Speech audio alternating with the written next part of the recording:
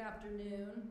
The Senate Commerce Committee, Commerce, Science, and Transportation Committee will come to order. I thank my colleagues, who many have been in this room for many hours already today, doing double duty today on a both aviation hearing and now very important conversation about the implementation of the CHIPS and Science Act, which our committee played a very big role in. So, needless to say, our committee has been working very diligently on a lot of transformational policy.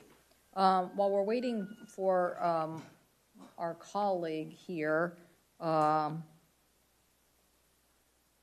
think I'll thank Senator Wicker again for his work on the CHIPS and Science Act. I think people may not remember, but this committee, I don't know how many amendments we processed. I know it was in the hundreds. It might have been in the 300s. But I definitely believe that that kind of regular order process was good for the institution, good for the debate about science, and hopefully people will continue in today's hearing to understand that and understand much of the debate that maybe wasn't as clear in a big public perspective as it was to all of us who were working behind the scenes daily to try to figure this policy out. Okay, we'll go ahead and get started, and then when my colleague gets here, hopefully he'll be here soon, we will let him make his opening statement. But welcome, Secretary Raimondo and Director Panch. Is it okay? Panchanathan. Thank you for being here with us today. I also want to mention that apparently there is a FEMA emergency alert test that's going to happen today, so if everybody in the room gets a big alert message, that's what that's about, and not to be concerned about it, but that everybody knows that it's going to go off. So, a little more than a year ago, Congress passed the landmark CHIPS and Science Act, and it was a clear commitment to America's competitiveness and the idea that we need to innovate in the United States. And clearly, we were doing a lot in innovation, we were publishing a lot, but we needed to translate more, patent more, and really help our manufacturing base be competitive for the future. The two witnesses before us today led on the delivery of those commitments and are here to tell us today about the substantial progress their agencies are making during the first year of the implementation of this act. We've already seen the CHIPS and Science Act spur more than $200 billion in private sector investment from semiconductors across the country to other investments. And the federal government's role in this is so important because the commitment to the CHIPS Program Office within the Department of Congress is generating more than 500 statements of interest from companies looking at new projects and innovation. So today we'll have a chance to ask the Secretary about those proposals, building resiliency and long-lasting semiconductor ecosystem in the United States. Since we had a chance to discuss this earlier, I'm pretty sure we're going to hear today about how we're never going to be in this problem again as it relates to legacy chips, that we are going to have a good plan to help on a supply chain development for that our DoD stature is going to continue to be on the cutting edge of chips. And I think you're going to tell us that the diversity of applications, the robustness of it, means that that ecosystem that we are trying to restore and grow is alive and well. We've also seen NSF begin to roll out innovation engines with more than $43 million going to planning grants to tap innovation across the country. I love that the director, during our efforts, basically coined the phrase innovation anywhere, opportunity everywhere. And I definitely think that is what we were looking for in this legislation, both in the spreading of the amount of EPSCoR funding and in diversifying a workforce opportunity across the United States. For example, in the state of Washington, a Spokane company won a Regional Innovation Engine Award to advance energy and decarbonization. We all know that innovation and expertise helps us generate jobs and tackle some of our most pressing problems. And we know that what we have to do on this committee, besides hearing from these witnesses today, is push our colleagues to fully fund the aspects of CHIPS and science that weren't funded. In fact, the committee's 2 previous attempts at competitive bills fell short because the funding was not realized. One, because we faced an economic downturn, and then the other just in our very first effort on competitiveness also didn't make the mark from a appropriations perspective. So we know that our foreign adversaries are not waiting. We know that our strategic competitors are also moving ahead, and we need to make this investment to what we would say de-risk the supply chain and make sure that we are innovating and translating our science faster. As we look to the future, we need to work together to ensure that the U.S. remains competitive in the global marketplace on other issues like artificial intelligence, 5G wireless systems, and quantum computing. And that will require the United States to do a couple of things. The ability of the U.S. to produce chips to support this innovation. That's why the advancement and hearing where we are with the applications is so important. Second, we need a resilient supply chain that can withstand disruptions like we saw in the past, either geopolitical tensions, natural disasters, global pandemics, whatever. We need a more dependent supply chain and a workforce that is well-skilled and technical to the types of technology that are being produced today.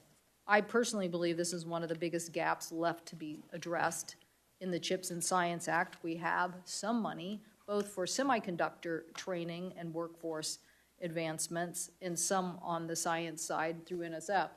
But a lot more needs to happen. The United States, the jobs of tomorrow are here today, but the skill level of the workforce to do them is not.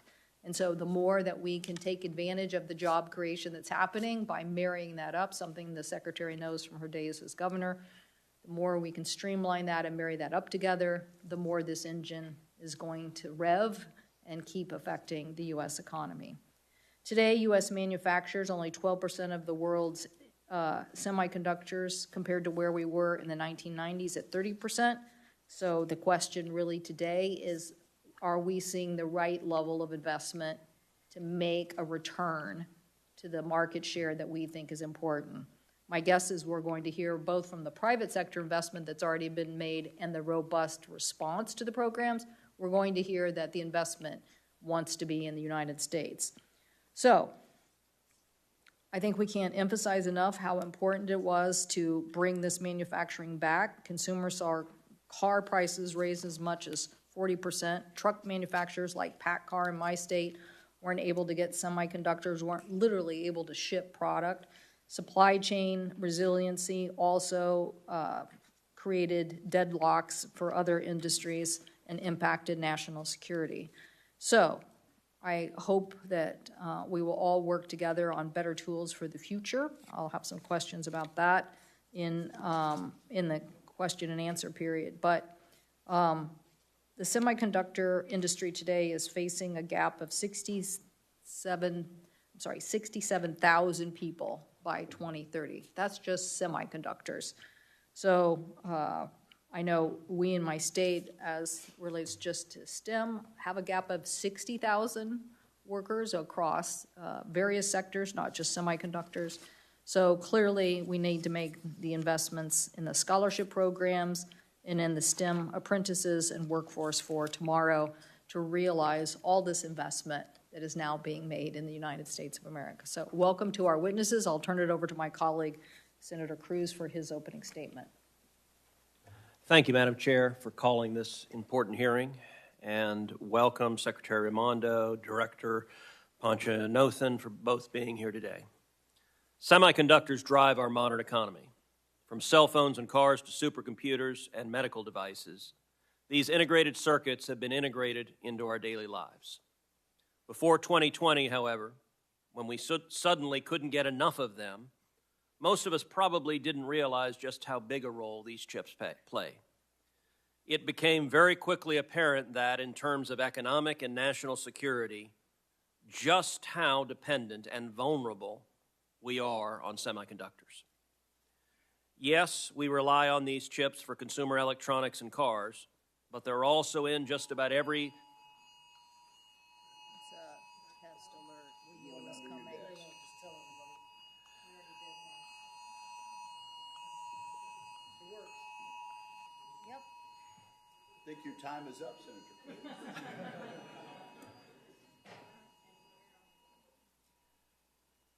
We have an emergency in semiconductors.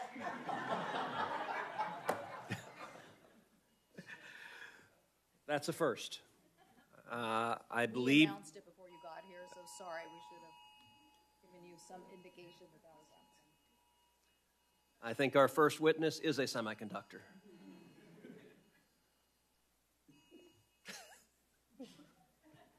You done? No.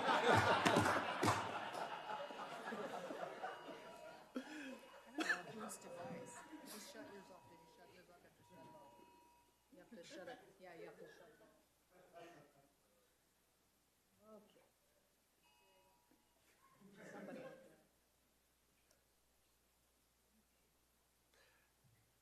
there. As I was saying,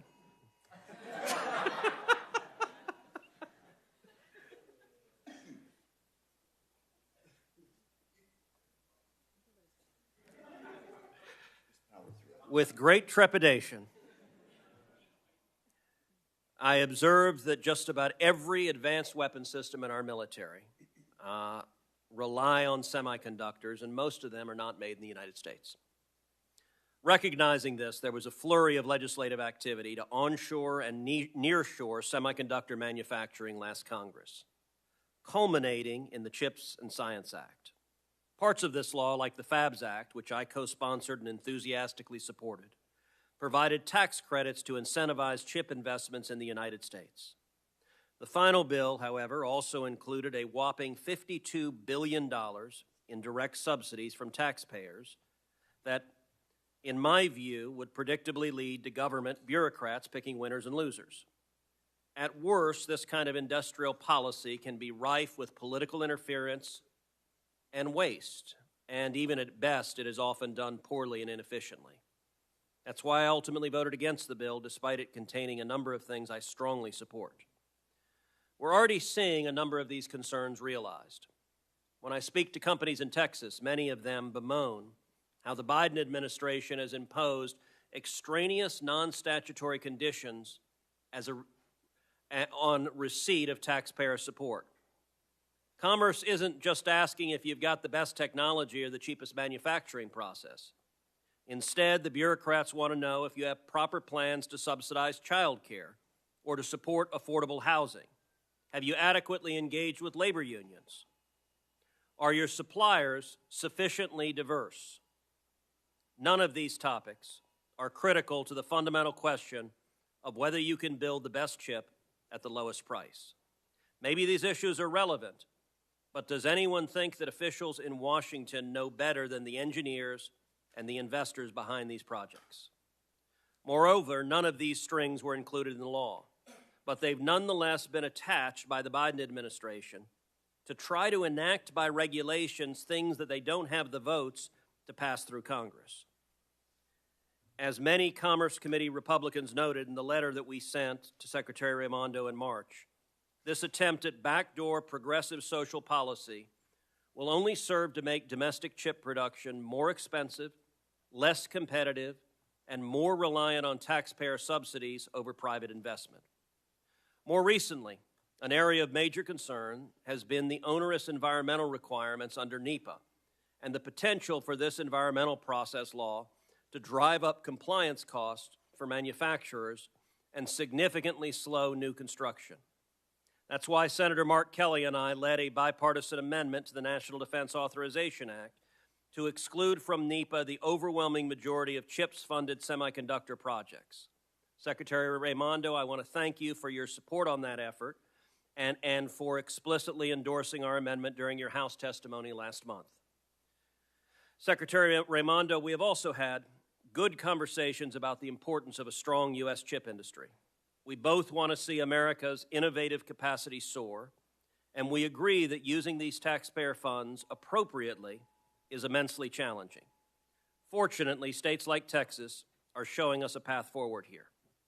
Texas boasts an established ecosystem of innovators, world-class universities, low taxes, and a permissive regulatory environment that enables companies to grow and to thrive.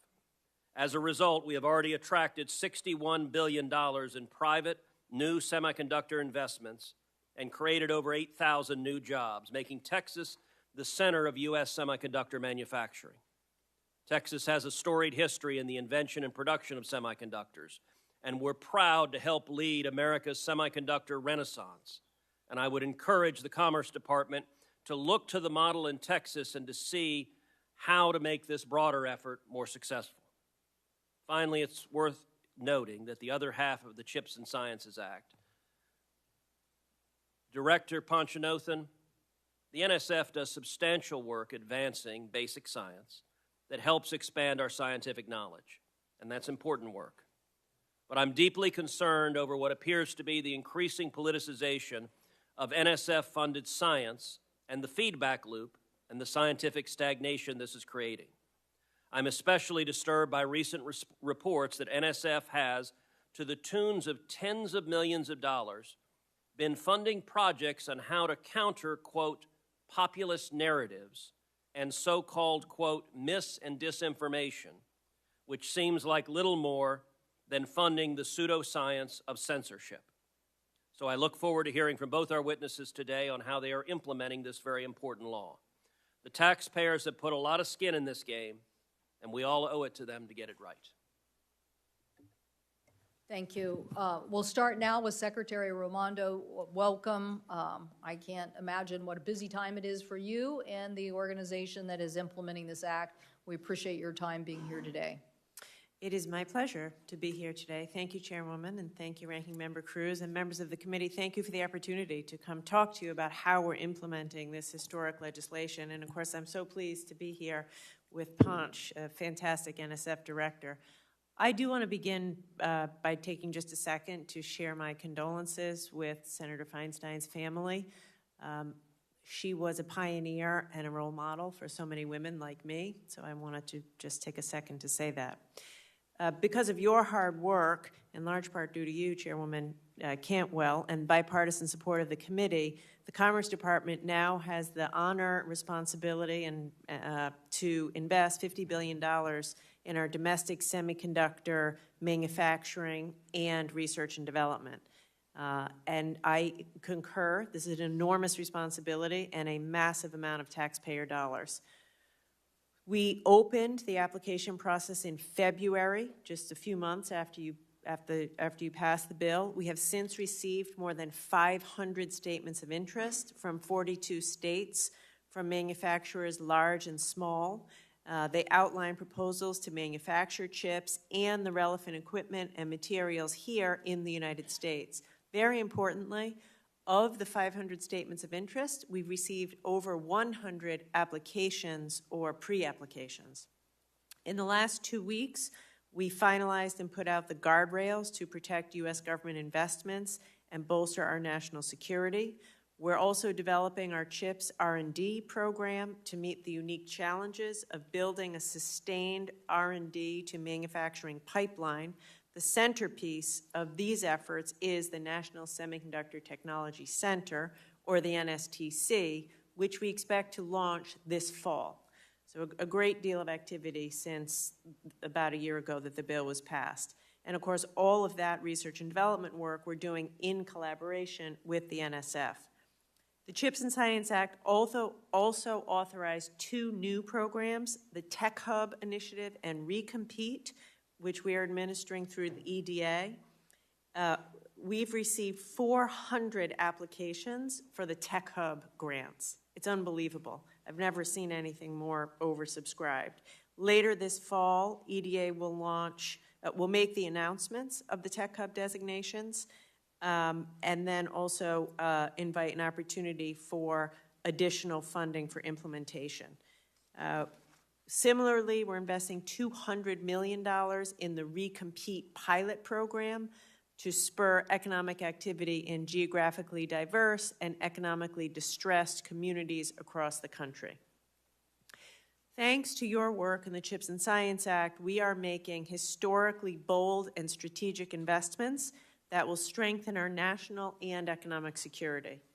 If we're successful, when we're successful, the United States will become the premier destination in the world where new chip architectures can be invented in our research labs, designed for applications, manufactured at scale by well-trained, well-paid American workers, and packaged in the United States. So it's a tremendous piece of work that we have, great progress since the bill has passed. Of course, we'll answer any questions related to that. Before I close, just to mention how stressed we were about the possibility of a government shutdown and how troubling it was to come within hours of that shutdown. So thank you for working hard to make sure that that did not happen. It goes without saying, China, Russia, Iran aren't shutting down. The work we're doing in the CHIPS Act is essential to our national security, and any shutdown would be massively disruptive to our ability to stay on the pace that we're on in implementing this very important work.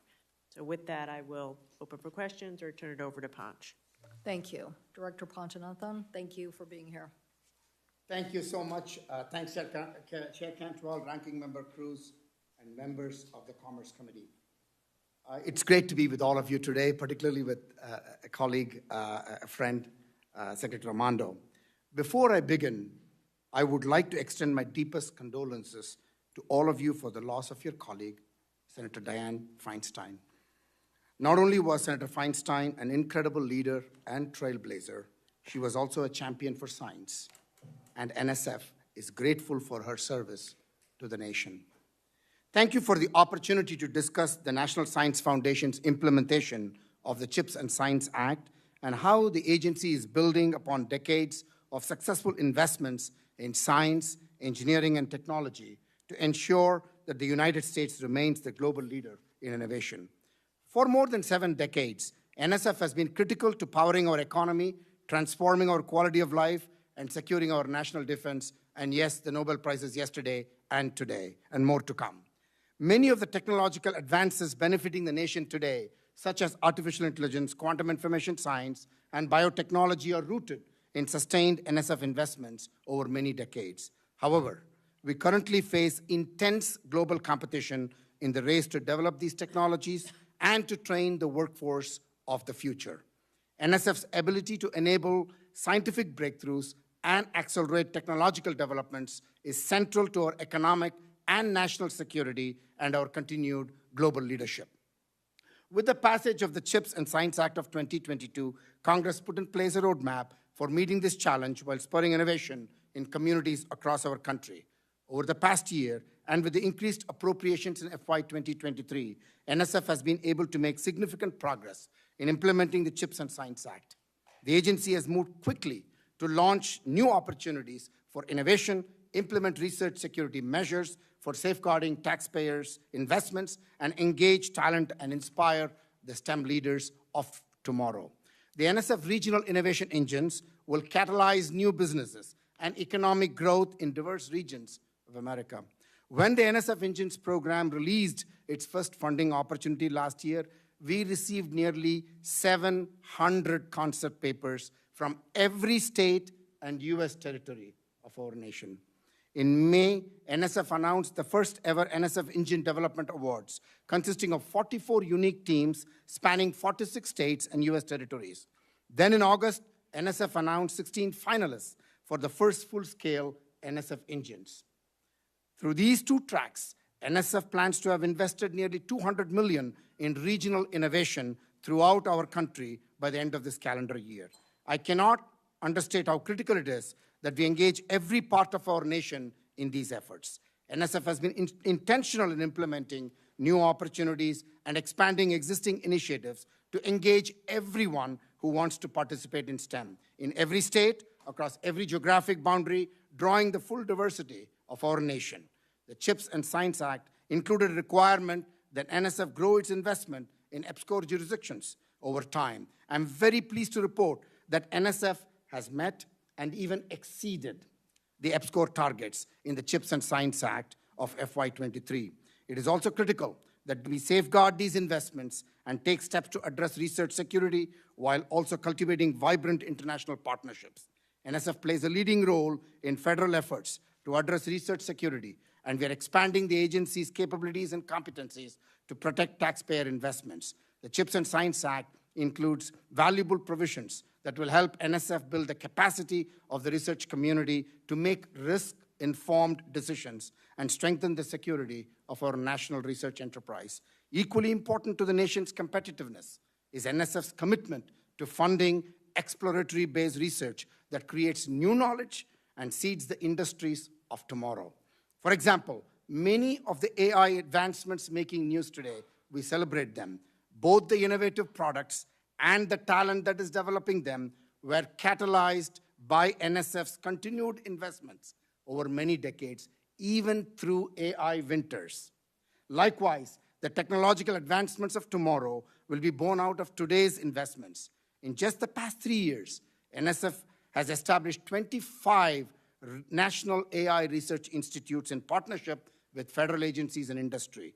The $500 million investment reaches almost into every state, supporting cutting-edge research that is applying AI to key economic sectors like agriculture, weather, and public health. NSF's ability to generate more breakthroughs and foster more innovations, and to do so faster than ever before, is critical to keeping our country as a global leader in STEM.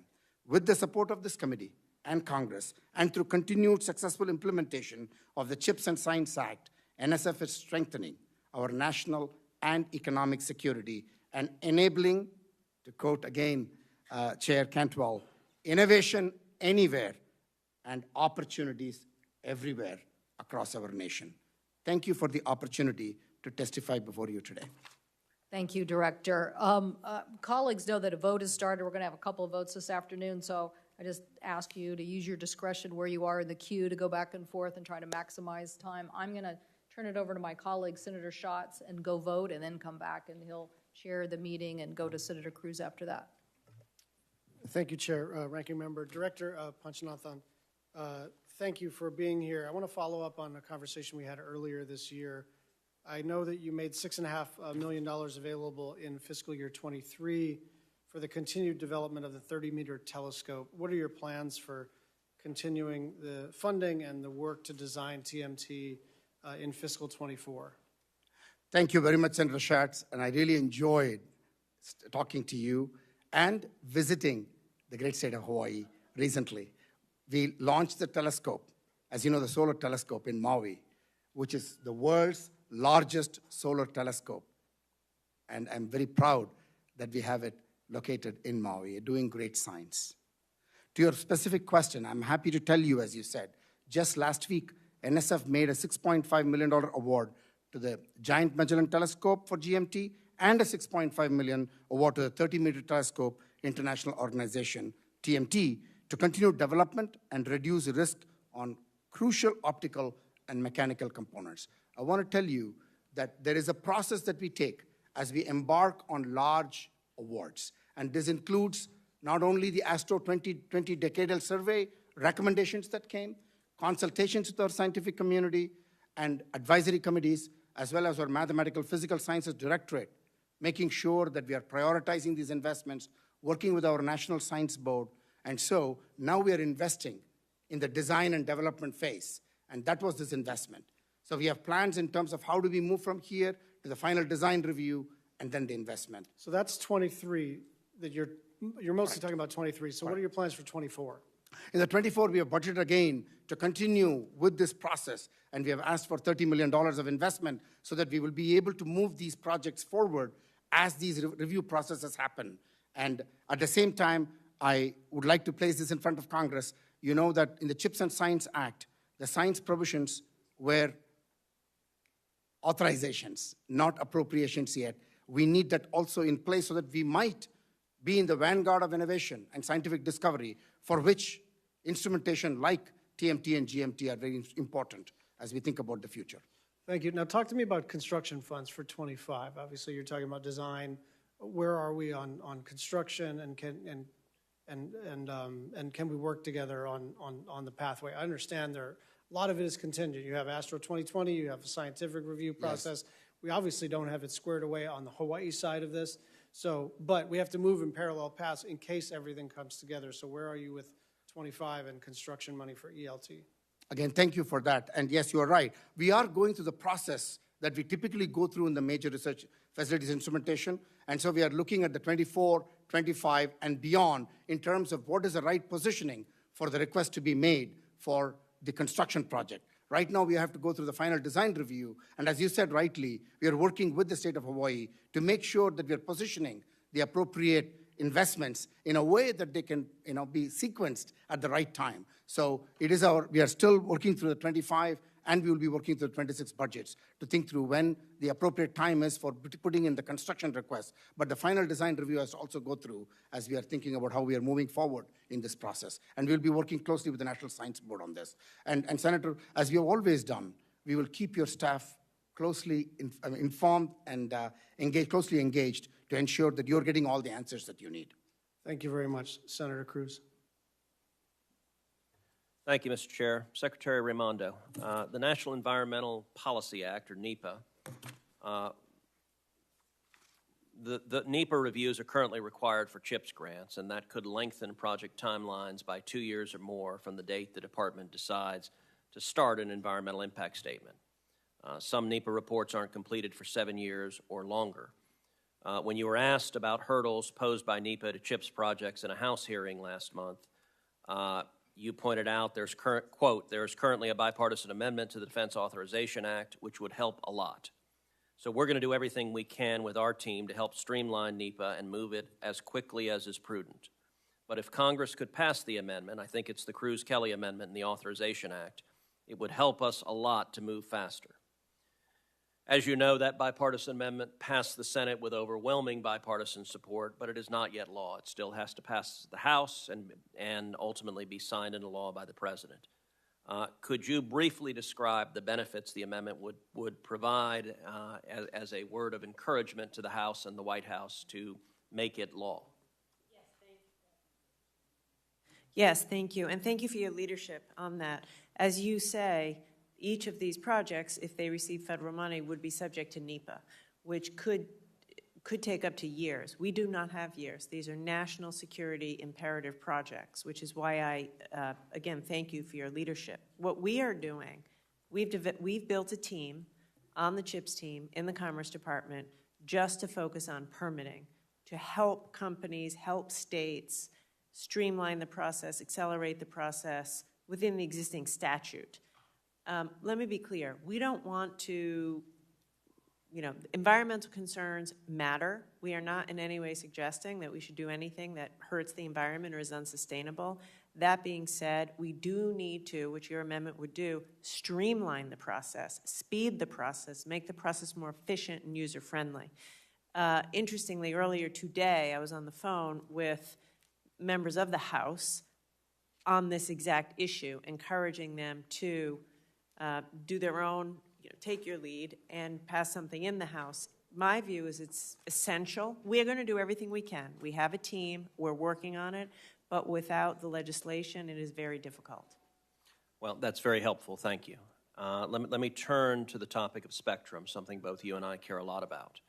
We all know that the United States needs more commercial access to mid-band spectrum. Recent studies project that U.S. mobile traffic to increase more than 2.5 times over the next 5 years and almost 6-fold in the next 10 years. We need a real mid-band spectrum pipeline so that the U.S. can dominate in 5G and not fall behind our adversaries.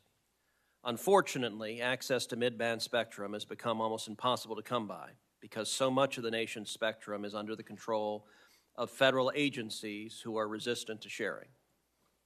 The Defense Department recently completed its report on opening access to spectrum in the lower 3 gigahertz band and gave it to your department at the end of last week. The report has not been made public, but according to leaks, the report does not support sharing, let alone allowing full-power 5G use in the band.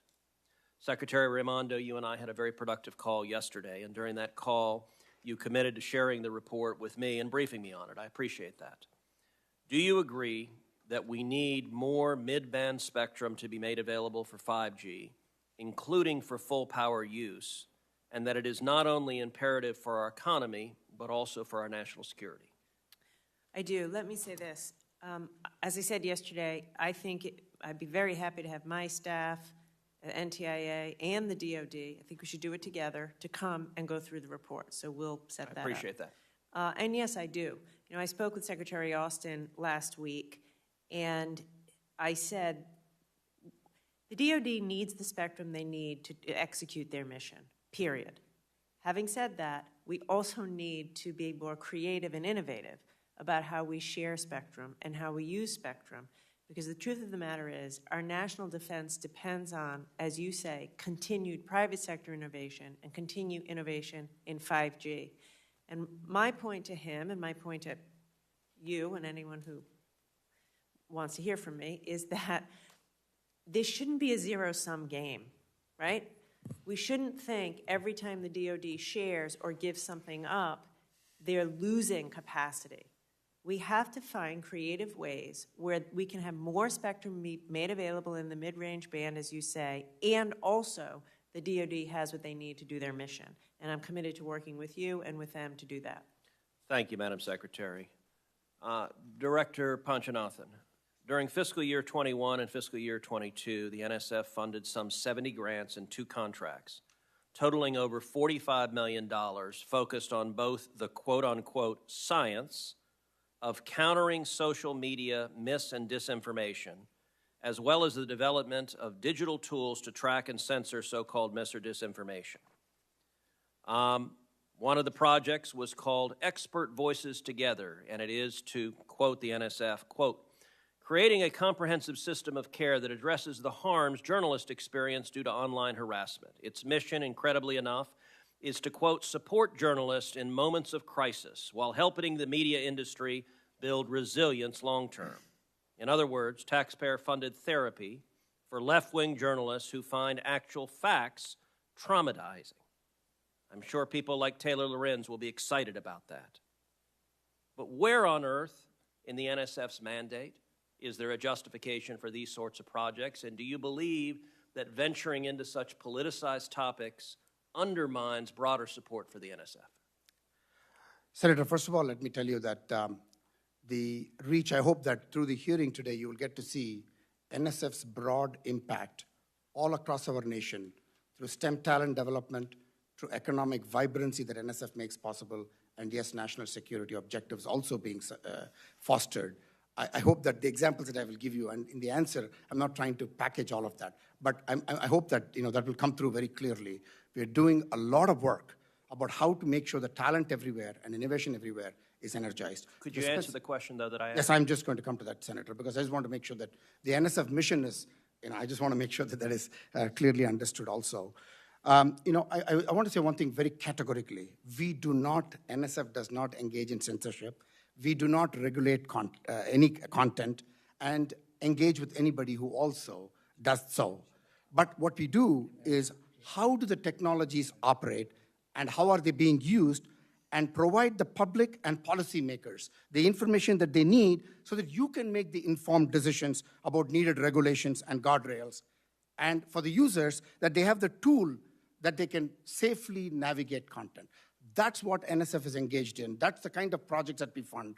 We are not in the business of censorship. We are not in the business of controlling content. I can tell you, for example, even in this conversation that we are having right now, in the deepfake realm, this conversation can be completely altered and presented in a form that you and I will say, how did it even happen? That this conversation that we are having right now has been transformed into something that's even unrecognizable. These kinds of things that happen, we are trying to find how can we build, how can we invest in those projects, and how can we invest in tools and techniques that can help safeguard. And that's all we are doing. We are not censoring. I want to repeat that. We are not altering content. When you're funding others who are engaged in censorship, you're undermining support for your very important agency. Senator, maybe I can close with this comment. I'm happy to work with any of you to go through this with you in more of a one-on-one setting and explain what these projects are doing so that it can be helpful. Happy to take your suggestions, happy to take your inputs. NSF, I always say NSF is a learning agency. We learn constantly because we cannot be an agency that says, this is how we do it. We are a learning agency, so happy to take the input and see where, if any, you find that there is NSF appearing to be, as I have said, we are not, but I'm happy to have the discussion with you. Thank you. Senator Tester. Thank you, Madam Chair, and I appreciate the flexibility. Gina and Ponch, thank you both for being here. I appreciate the work you've done. I appreciate everything you're doing to bring jobs back to this country, and I appreciate everything you're doing on the national security front. Look, for decades, we have outsourced jobs in this country, and it hasn't been a good idea.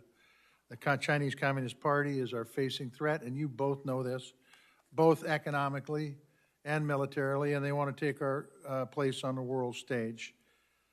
But I have faith in this country, and I have faith in our ability to be able to emerge from a time when we've outsourced our jobs to a time when we can bring the jobs back here again and create what we need in this country to meet the needs of this country. A little over 2 years ago, Congress started debating the CHIPS and Science Act. I started talking to a group of Montanans about building a technology hub in Montana using the Regional Technology Innovation Hubs initiative that this committee created. The vision for this tech hub would be to establish Montana's well-established photonics industry and grow it into a world-class center that can outcompete everyone in technology is critical to our economic growth and national security. Madam Chair, I am blown away by the effort that Montanans have put forth on this opportunity. Our best, our brightest have worked together.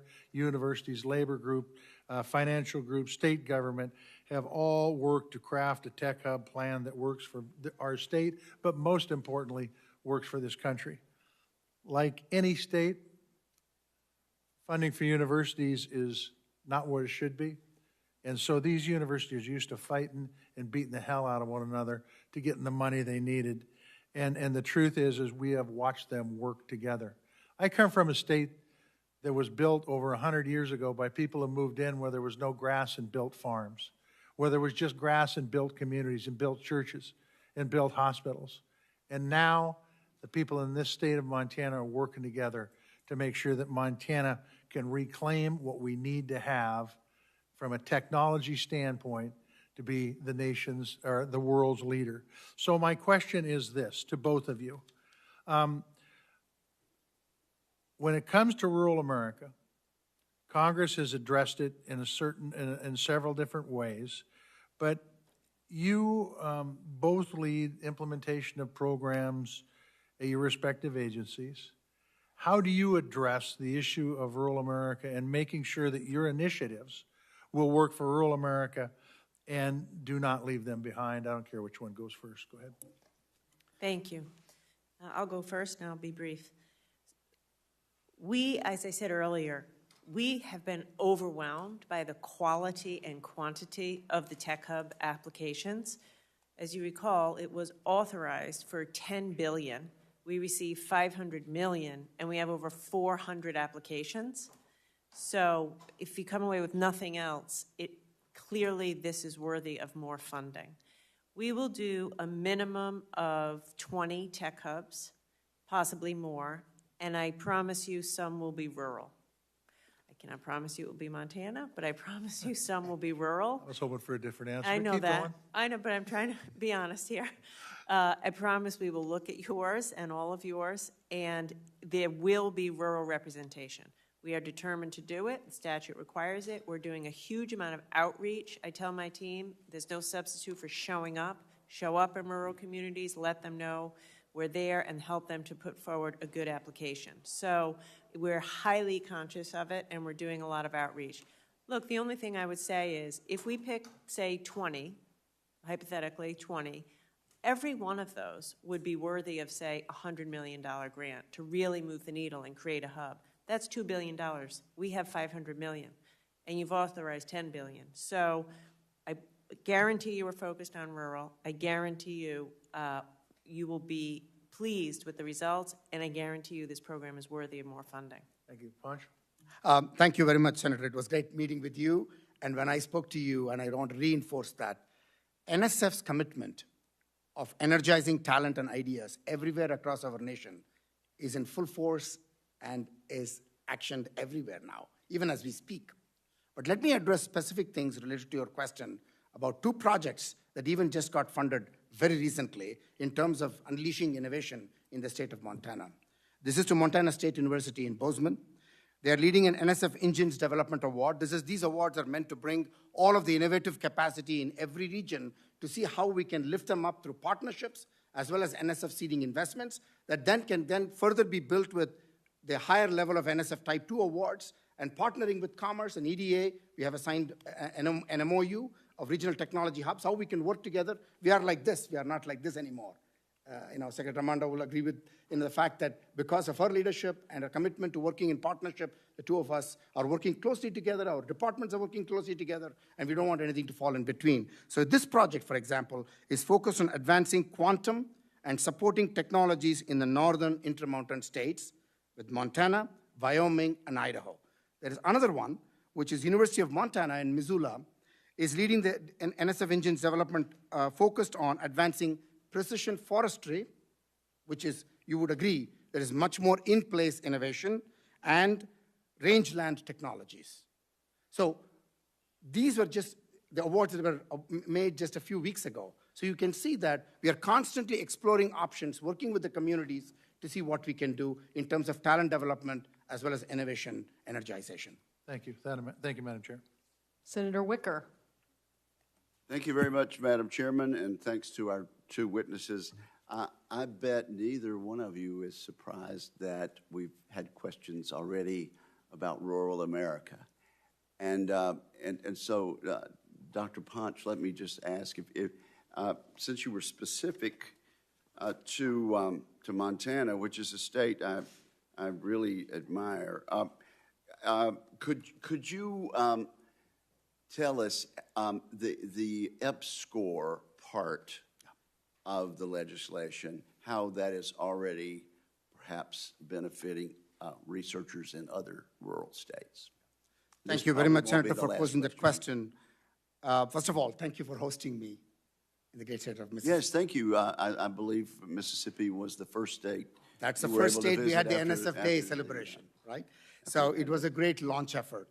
And it was wonderful to meet all the different institutions in the state of Mississippi, community colleges, all the higher education institutions coming together, and that we were able to interact with the researchers and students. Now to the state of Mississippi. I saw firsthand, and this confirmed my belief that talent and ideas are democratized and they're everywhere. Now, in the state of Mississippi, we have now invested, and I'm going to go through a few projects in the state of Mississippi, again, very recent ones. Again, the NSF Engines Development Award, the first of those to Jackson State University, focused on advancing food security and climate resilience. We have a new senator who is an alum of Jackson State. That's right. And then the next one is to Mississippi State University in Starksville, where we were together. This is on advancing autonomous technologies for advanced manufacturing. We talked about this when we were together with the researchers there.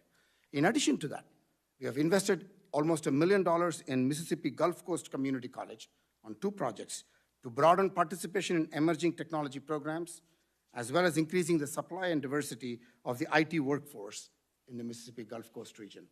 These are real projects making a real difference in terms of unearthing the talent and ideas in Mississippi. And to the EPSCoR targets that you and I had a discussion, if you recall, in your office, we said, you asked me the question, do you think that you will meet those targets for FY23 and then going on to FY29? I'm happy to report to you today, in FY23, we not only met, but we exceeded the target. And that these are mutually beneficial. Thank you very much. And you may want to supplement your answer further. Let me just say, I really don't think this legislation would have passed so easily had we not been able to include the EPSCoR provision. And I do want to thank the chair for her help on a bipartisan basis in that regard. And Madam Secretary, you may want to answer on the record about rural America, but let me go ahead and see if I can follow up on something that Senator Cruz mentioned. Do I understand that you have, you and your office have seen the completed report concerning the lower 3 gigahertz study? We got it at the end of last week, yes. Yes, we got it at the end of last week. And so do I understand you to say that there are areas of the report that you disagree with? I have not gone through it all myself, so you could not understand me saying that. We received it, I think, on Friday. What did you say with that regard? What I said is this: we need to do a better job of being more creative in figuring out ways to have more that mid-band spectrum available for commercial use to power innovation in ways that do not interfere with or in any way degrade the DoD's mission. Okay, well, let me just say, I agree with that statement that you just made as you said it, and to the extent that the report coming from the Department of Defense is more restrictive in that regard, I would have a problem with that. When are members of the committee and members of the Senate going to be able to see this report? As I said, we just received it, I think, on Friday of last week. We're going through it now, and I'd be happy to follow up, and we'll have a briefing schedule where the DoD and NTIA can come over whenever you want. Madam Chair, I like the idea of a briefing. I really think it's less formal, and there's more of an opportunity for give and take. But I think to the extent you say there is room for both sides to benefit and for neither side to have a loss, and I'm reluctant to say side, either department or area of endeavor to have a loss.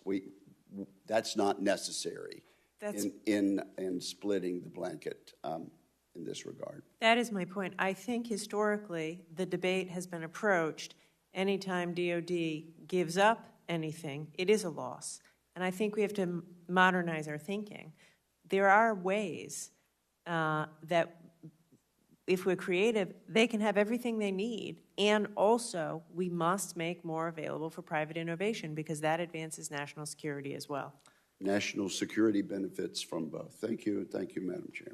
Thank you. Senator, we will take you up on the briefing. Yeah, we'll schedule it. Thank you. Senator Klobuchar. Thank you very much, Chair Cantwell. It's good to see both of you.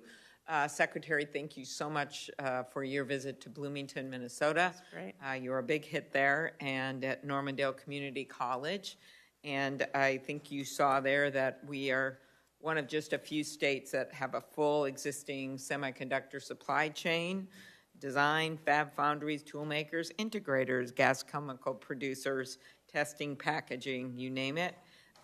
Could you talk about how the Commerce Department is working to support smaller companies looking to get involved in that supply chain?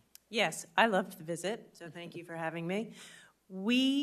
Of the $39 billion, we have said about 10 will be used for mature, legacy, and supply chain. So there will be a great deal of money available for smaller companies and supply chain companies, like some of the ones that we met with.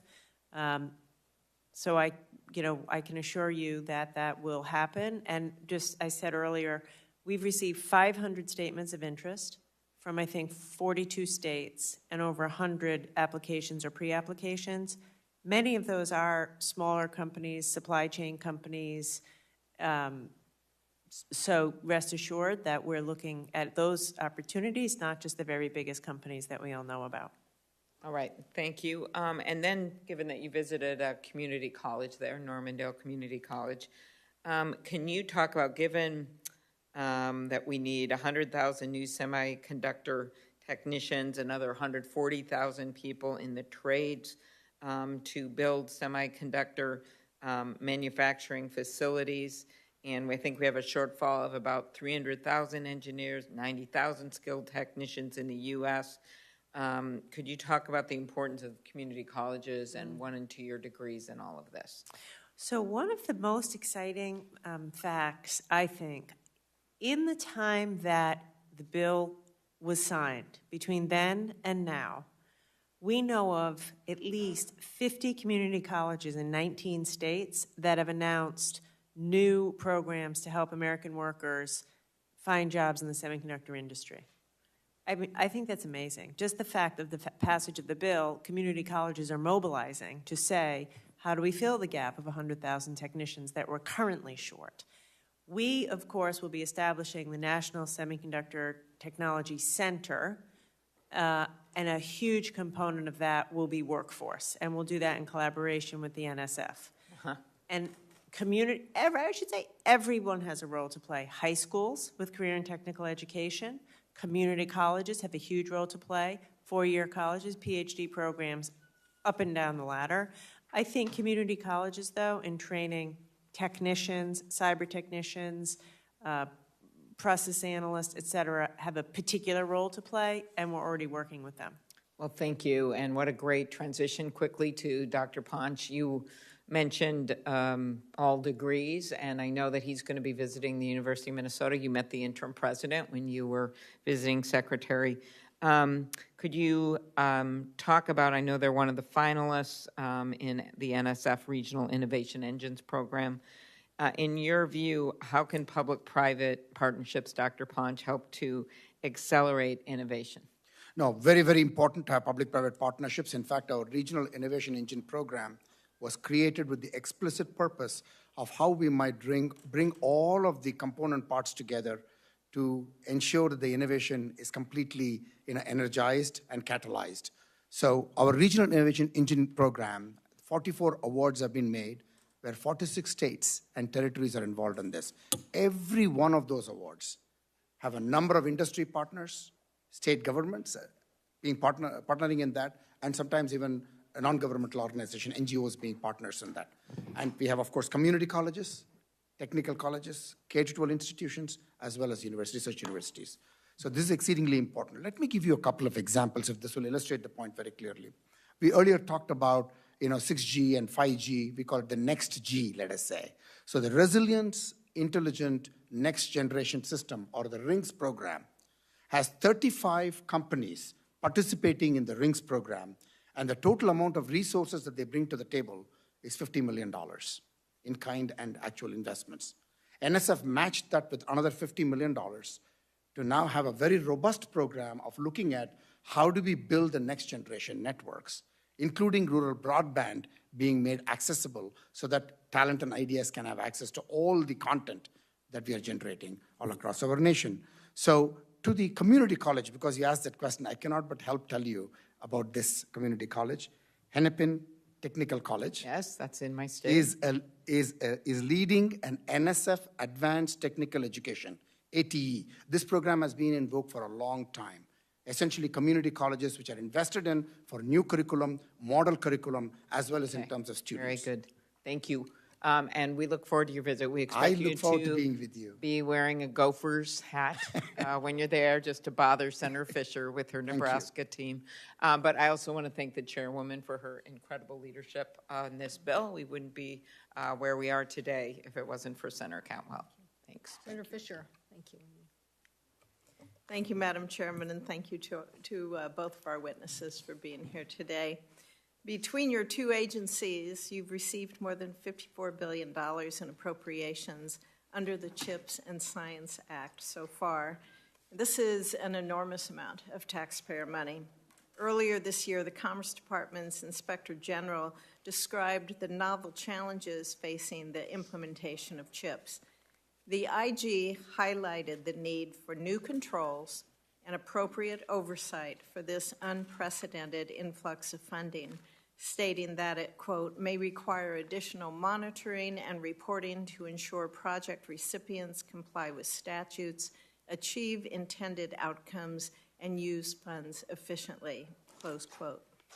The Inspector General has also noted that contract and grant fraud now account for 65% of the OIG's Department of Commerce cases. Before fiscal 2021, they represented roughly 35%. Secretary Raimondo, have you planned to implement any specific oversight measures to respond to this concerning development that we're seeing?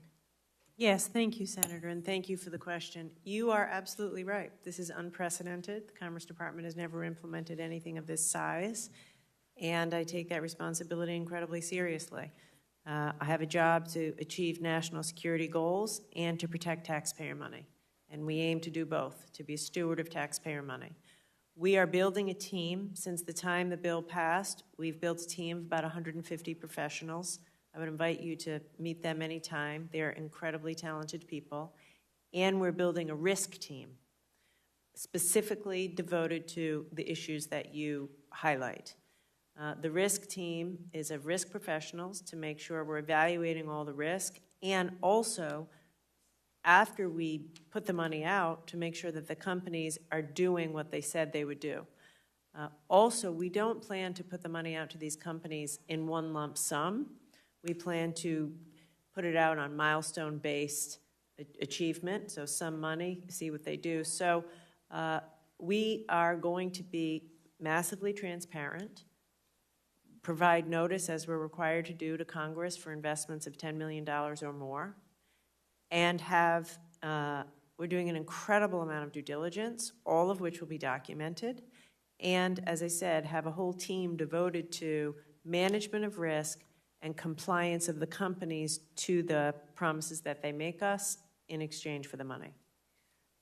Do you, in this report, were there any patterns that emerged? You know, when you see that increase in fraud, were there any patterns, anything specific that companies may be doing that would be red flags to be able to help this risk team to be able to identify them at an earlier time? Yeah, it's a great question, and of course something that we're obsessed with, always trying to get better. No, not particularly. As was said earlier, look, putting $50 billion of taxpayer money out in partnership with private sector companies is a challenge, and so I don't think there's any one answer. I can simply tell you the team we have is built with professionals that have 10, 20, 30 years of experience and track record. We're building new systems, whole new systems of due diligence, compliance. Every company, for example, will have to give us a security plan, an R&D plan, a financial plan, open their books to us, share their finances with us, and we will use all of that information to hold them accountable. You mentioned that you're putting money out, like first payments, second payments, exactly, to be able to keep track of it easier. If you would see anything that was questionable there, can you cancel grants? Yes, yes. We could claw back money, depending on the situation. For example, if they violated the China guardrails, or we could, we would not fund the next tranche if they didn't meet the conditions that were required. Right. I would be negligent if I didn't put a plug in for Nebraska as well, since we're going down the dais here, to be able to get a plug in for Nebraska and the good things that we see. I do have a question, though, on how do you define what a region is?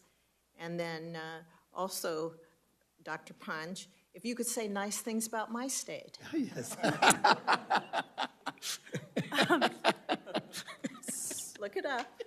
Yes, no, we have it. Ready to go whenever you're... But how do you define a region? So, well, for the tech hubs, we have to have several awardees within each of the EDA's region. So the Economic Development Agency has statutorily several regions around the country, and we have to have some tech hubs in each region. So, Senator, first of all, NSF had, of this investment that was made of chips and science, NSF got $200 million over 5 years. The science portion of NSF's is still an authorization, not an appropriation.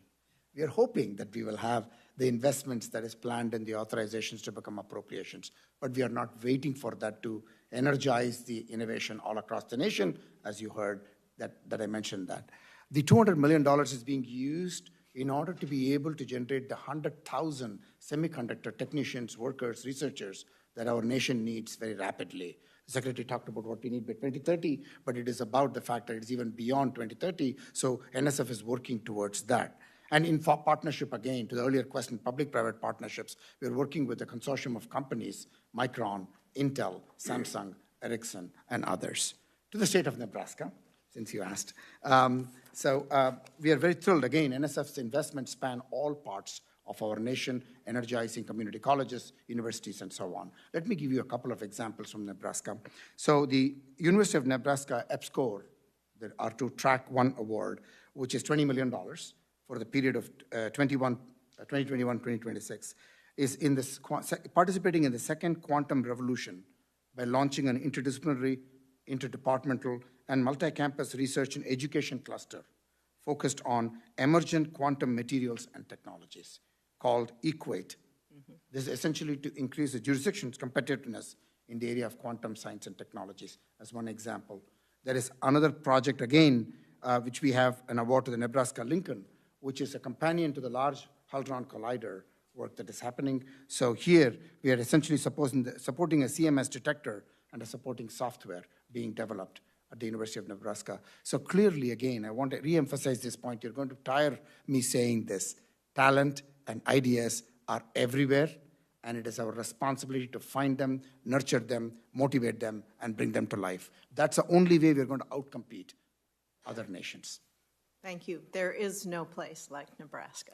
Thank you. Thank you, Madam Chair. Senator Hickenlooper, I'm going to ask you to chair while I run and vote, and then followed you will be Senator Moran. And Senator Fisher, I'll put in a plug for Nebraska as well, but only after I put in a plug for Colorado. Thank you, Madam Chair. And it's great to see such a crowd here. I feel a little bit like we're at Sunday Night Football with Taylor Swift and Travis Kelce. I haven't seen this many people in this room in quite a while. But Dr. Panchanathan, I know that you attract a crowd and that you have really devoted yourself to these issues. And Secretary Raimondo, just for you other senators should know that we overlapped as governors. And I don't think there's another governor that had as strong bipartisan support, because she made decisions not from a political perspective, but what is the best outcome. And she stole our best ideas, we stole her best ideas. That's sort of the way governor's world works. So we'll start with you, Secretary Raimondo. As a former governor, I appreciate the recognition in your department that innovation and workforce development thrive when local communities have an active seat, not just a seat, but an active seat at the table.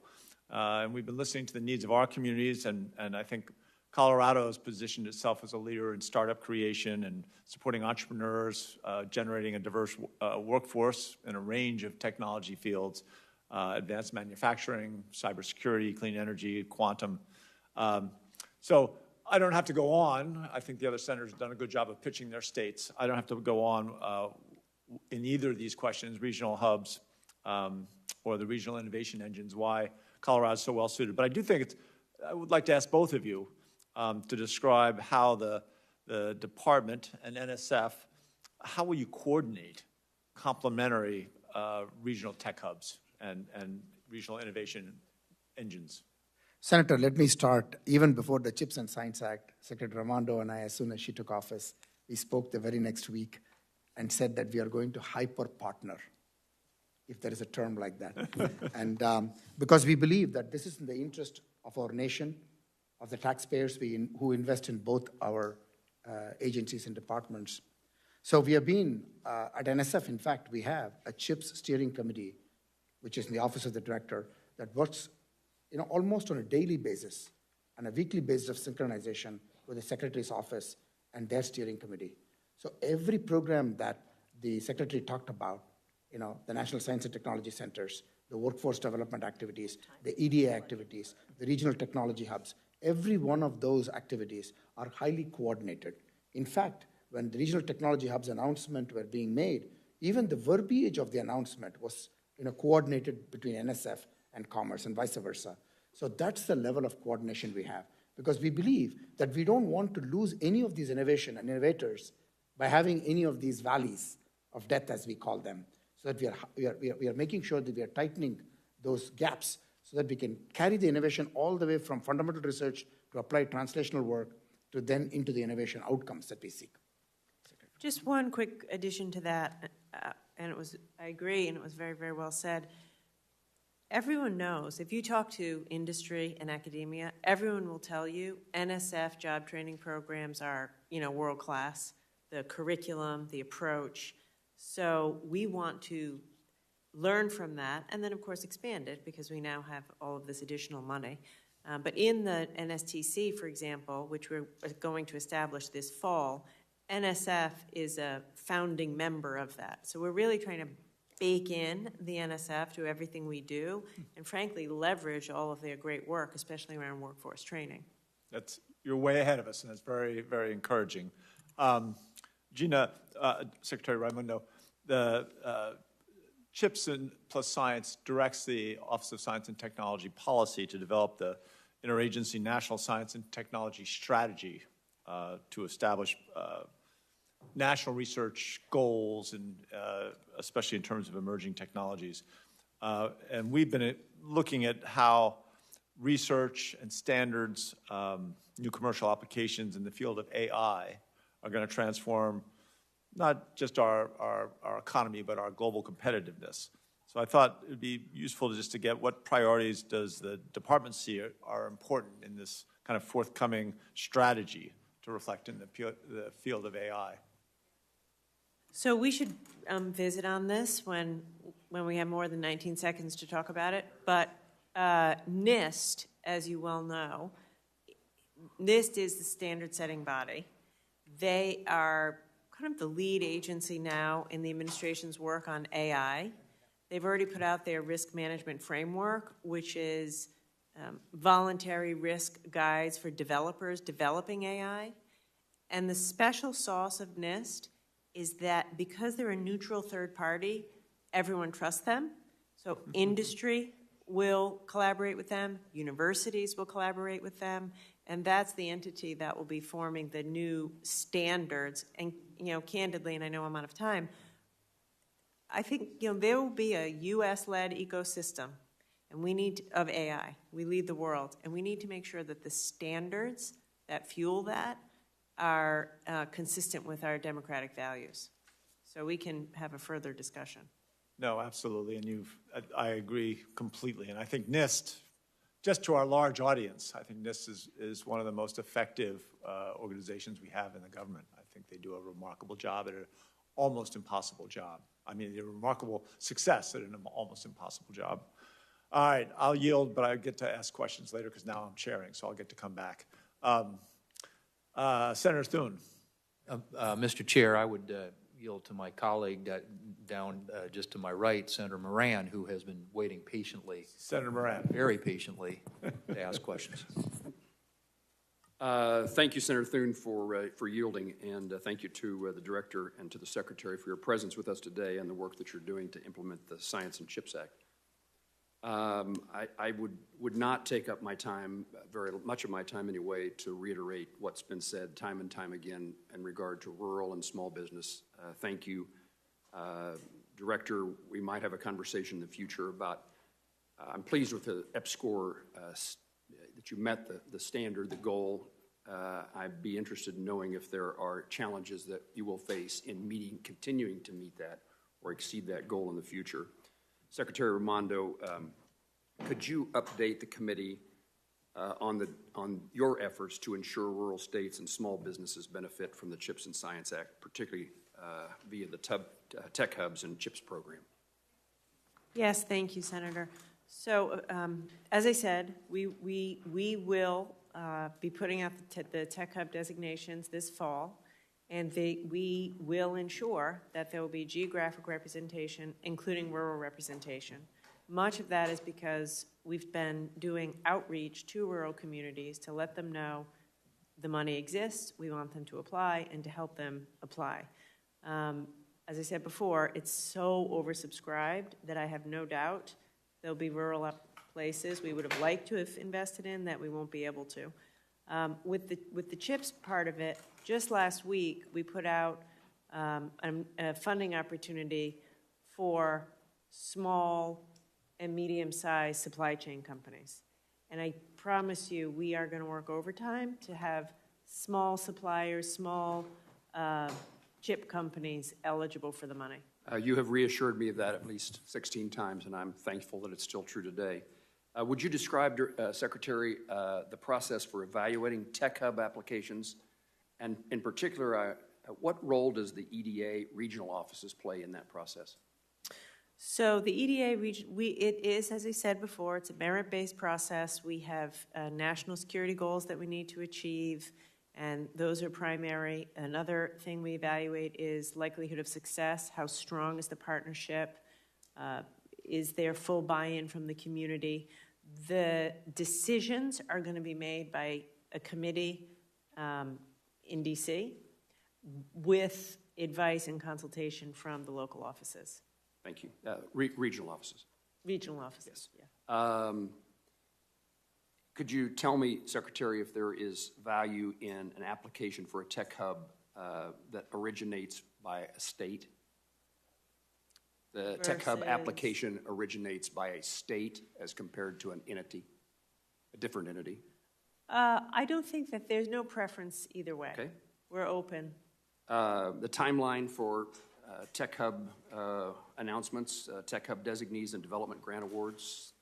This fall, as soon as possible. Then expect to see CHIPS program awards at what point in time? Also this fall. Let me say this. I am moving as fast as I can, but it's more important to get it right than move fast. And it depends on companies applying and having good applications. Having said that, I hope tech hubs will be in the coming weeks, and I hope we will have some CHIPS funding announcements this fall.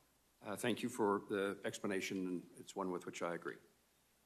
Finally, I want to talk about Huawei. Export controls on AI technology.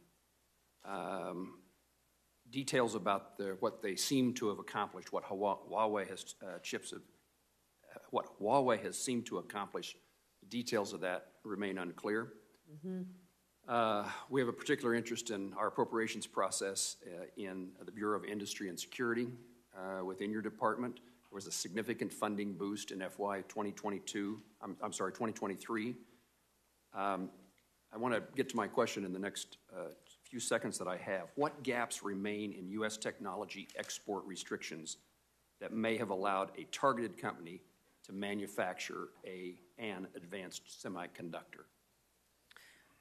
Okay, this is a critical thing, and we should visit when we have more time. Let me just say, the reports about Huawei are incredibly disturbing, and although I can't comment on any investigations, I promise you, we take every credible threat seriously and investigate to the fullest wherever we think there is some credible allegation that a company has done an end run around our export controls.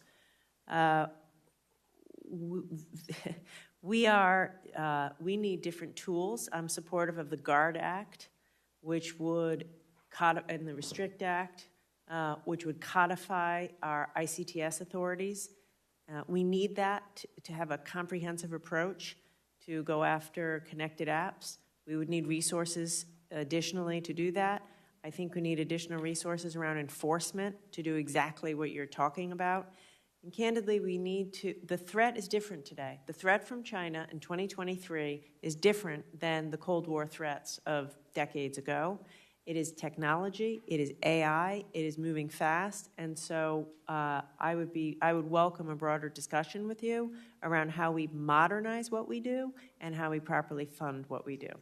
There's been lots of wake-up calls. Huawei is a particular one that stands out, received significant attention, and I would welcome the chance for your direction, suggestion on how we, either as appropriators or authorizers, could be helpful in closing this opportunity for China's technology theft. We will do it. I mean, I have to say I'm proud of the fact that under my watch, we imposed the largest fine ever in history, $300 million fine against a company called Seagate for violating our export controls, selling to Huawei. So we're as tough as we need to be, but more resources would be helpful. Was the fine collected? Yes. Okay. Good. Thank you. Thank you, Chair Cantwell. Thank you to the ranking member for this important hearing. Secretary, thank you for being here. Director, thank you for being here. Secretary Raimondo, one thing I wanted to share with you and also Chair Cantwell is to show support for ranking member Cruz's question to the Secretary on mid-band spectrum and coordination between the Department of Commerce and Defense to ensure more mid-band spectrum is available for 5G wireless. So I don't have a question at this time. I only wanted to show support for the request from Senator Cruz and the commitment from the Secretary to brief Congress on the study that the Department of Defense submitted last week. So thank you very much for that. As you know, I'm proud of New Mexico's long history of connecting scientific innovation, national security, global competitiveness, and for over 75 years, our Department of Energy national labs have served the nation with their international leadership in scientific discovery and innovation. Created through CHIPS and science, the NSF innovation engines are designed to create regional scale innovation ecosystems across the nation to accelerate the development of critical technologies. These innovation engines will provide another opportunity for states like New Mexico to support the nation by driving the scientific innovation needed to maintain international leadership. Director, I was pleased that your testimony acknowledged a fact that we all know too well. The economic prosperity produced through scientific innovation has not been shared equally across our nation. My question, Director, yes or no, do you expect that the choice of regional innovation engines will provide economic opportunities to those communities that are too often overlooked? Yes, and I can give you many examples if you would like. I appreciate that very much, and I will submit something to get those specific responses as well. I was happy to see that one of the 16 Innovation Engine finalists is the New Mexico Space Valley Coalition, which is dedicated to growing the nation's commercial space industry. The New Mexico Space Valley Coalition includes the city of Albuquerque, leaders from the private industry and universities across the state of New Mexico, including Navajo Technical University. Director, as you already know, the coalition in New Mexico is an incredibly talented group that represents the diversity of my state and the United States of America. By all measures, the New Mexico Space Valley Coalition appears to be a perfect fit for the innovation engine decision. The CHIPS and Science Act established a technology innovation and partnership directorate at the National Science Foundation. Of those three words, technology, innovation, and partnerships, partnership is very important. By expanding authorities for not just the National Science Foundation, but also the Departments of Energy and Commerce, the CHIPS and Science Act makes clear that no single department or agency can do it alone. The scientific challenges we face are too big, the timeline to meet these challenges is too short, and the international competition is too strong. I was pleased to see that NSF and the Department of Energy signed an MOU to partner on finding solutions to many of these challenges. Director, yes or no, for the National Science Foundation to successfully implement the new authorities provided by CHIPS and Science, will the agency need partners like the Department of Energy? Yes, and we do that in large measure with the MOU, and there are many examples again of that too. Can you share some of those examples that you just shared through that MOU as well, but others that show that connection and that partnership with the Department of Energy? We'll be happy to do that, yes. Now, Secretary Raimondo, thank you for your leadership and for leading the Department of Commerce, especially in this space where so many of the challenges that we face as a country will fall under your leadership and the jurisdiction of the Department of Commerce and your team. We just heard from the director how NSF is partnering with the Department of Energy. Can you share with the committee how the Department of Commerce is engaging the Department of Energy and the national labs in implementing CHIPS and Science? Yes, thank you. We also have an excellent cooperation with the Department of Energy, and in particular in the National Science and Technology Center, which will stand up this fall. They, along with NSF, will be one of the founding entities. And so they will have a real role to play in establishing the center, defining the priorities, and we plan to rely on their expertise very heavily. I appreciate that very much. And Madam Chair, as I yield back, I just want to note for the record a concern that I have, which is looking at the aggressive posture from the administration solely for the national Science Foundation top line. I have a concern when I'm looking at the top lines for NSF compared to the Department of Energy Office of Science. And I think that Congress and the administration need to expand funding for both NSF and the Office of Science at similar rates if we're going to work to make sure CHIPS truly succeeds as well. So with that, thank you, and I yield back. Thank you. Senator Thune. Thank you, Madam Chair. Secretary Raimondo, thank you for being here today. I've been working with members of this committee on both sides of the aisle to develop a light touch framework for oversight of artificial intelligence, and as I'm sure you are aware, AI is a major focus for the Senate. In your written testimony, you indicated that the CHIPS and Science Act will help enable us to be the global leader in emerging technologies, and you specifically referenced the new National Semiconductor Technology Center. I'm focused on ensuring that the Senate puts the necessary guardrails in place while also ensuring that any legislation encourages and not stifles innovation in AI. So could you explain in more detail how the National Semiconductor Technology Center and the CHIPS and Science Act more broadly is encouraging innovation in artificial intelligence? Thank you. I agree with you strongly. The United States has a competitive edge in the world right now. We are leading the world in AI, and we need to preserve that lead and extend that lead. And so we have to preserve our competitive edge. Having said that, we have to balance the opportunity with guardrails that make sure that we protect ourselves from the downsides. So NIST, part of the Department of Commerce, has put out a risk management framework, which is voluntary, to developers for safeguards they should use as they develop new AI algorithms, similar to the voluntary commitments that the President and the administration have extracted from the biggest AI developers. With respect to the NSTC, that will be research and development. So whether it's new materials, new ways to develop, new semiconductor chips, right? All AI is going to be powered by AI chips, where again we lead the world. I think the NSTC will have collaborations with universities and companies to lead the next wave of research and development and startups so we continue to maintain our AI lead. Thanks. This administration continues to push for public utility style regulations on the internet. USDA has tried to insert so-called net neutrality rules in its Reconnect program. NTIA has thrown in a number of extraneous requirements in the BEAD program. And just last week, the FCC announced that it will be reinstating the Obama-era Title II regulations on the internet. Don't ask me why you would want to regulate the internet as a Depression-era monopoly, but they seem to be headed back down that road. With respect to the BEAD program, I find it troubling that the administration would put over $40 billion in broadband funding at risk just to accomplish a campaign talking point. And what I would argue is that instead we should be establishing efficient BEAD rules that incentivize the participation of companies that have spent years building out reliable networks to some of the most remote parts of the country. Will you commit to not require states to include specific price points for broadband offerings in their BEAD plans? Yes or no? Yes, we do not require that. I want to be clear. We are not rate regulating, we are not price setting, and we are not requiring states to do that.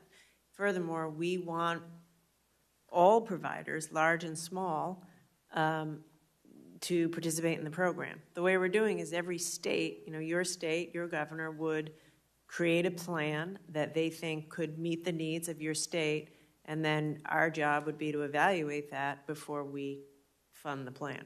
All right, so you would commit that NTIA will give states discretion how to implement yes. the low-cost and middle-class affordability requirements. In 2022, I introduced the Quantum Network Infrastructure and Workforce Development Act with Senator Hassan, which was ultimately enacted as part of the CHIPS and Science Act. And among other things, the bill asks to build on the expertise of NIST to improve existing research on quantum networking and encryption. These applications have the potential to greatly enhance network security and protect privacy while bolstering U.S. leadership and competitiveness in the development of these technologies. Could you describe how the department has worked to promote U.S. competitiveness and innovation in the development and standardization of quantum technologies, including through the implementation of this bill? I'd be happy to And I will follow up with Dr. Locascio, who runs NIST, but I can tell you that quantum, AI, and chips are areas where we are exceedingly focused to develop standards and to focus our investments. All right. Thank you. Thank you, Madam Chair. Thank you. Senator Peters. Thank you, Madam Chair, and to our witnesses, welcome. It's good to see both of you here, and thank you for all the great work that you do.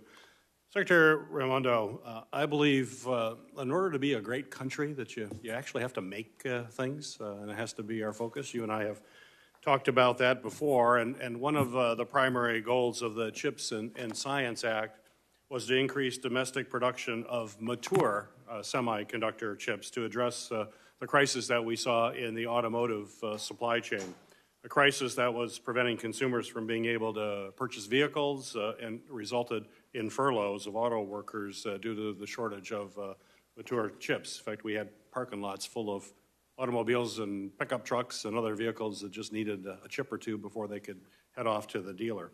Your department has pledged to spend $10 billion in the CHIPS funding to fix that. And certainly love to have an update on that, but hope that your commitment will stand through the full expenditure of that necessary investment in that industry. But in addition to making more mature chips here in America, we must also use the CHIPS and Science Act to invest in the future of the automotive industry, and that means research and development. Michigan stakeholders have already mobilized to meet that challenge, and one example is the STAR initiative to establish a semiconductor center of excellence in Michigan, led by the internationally renowned research center, IMEC, semiconductor equipment manufacturer, KLA, the University of Michigan, and Washtenaw Community College.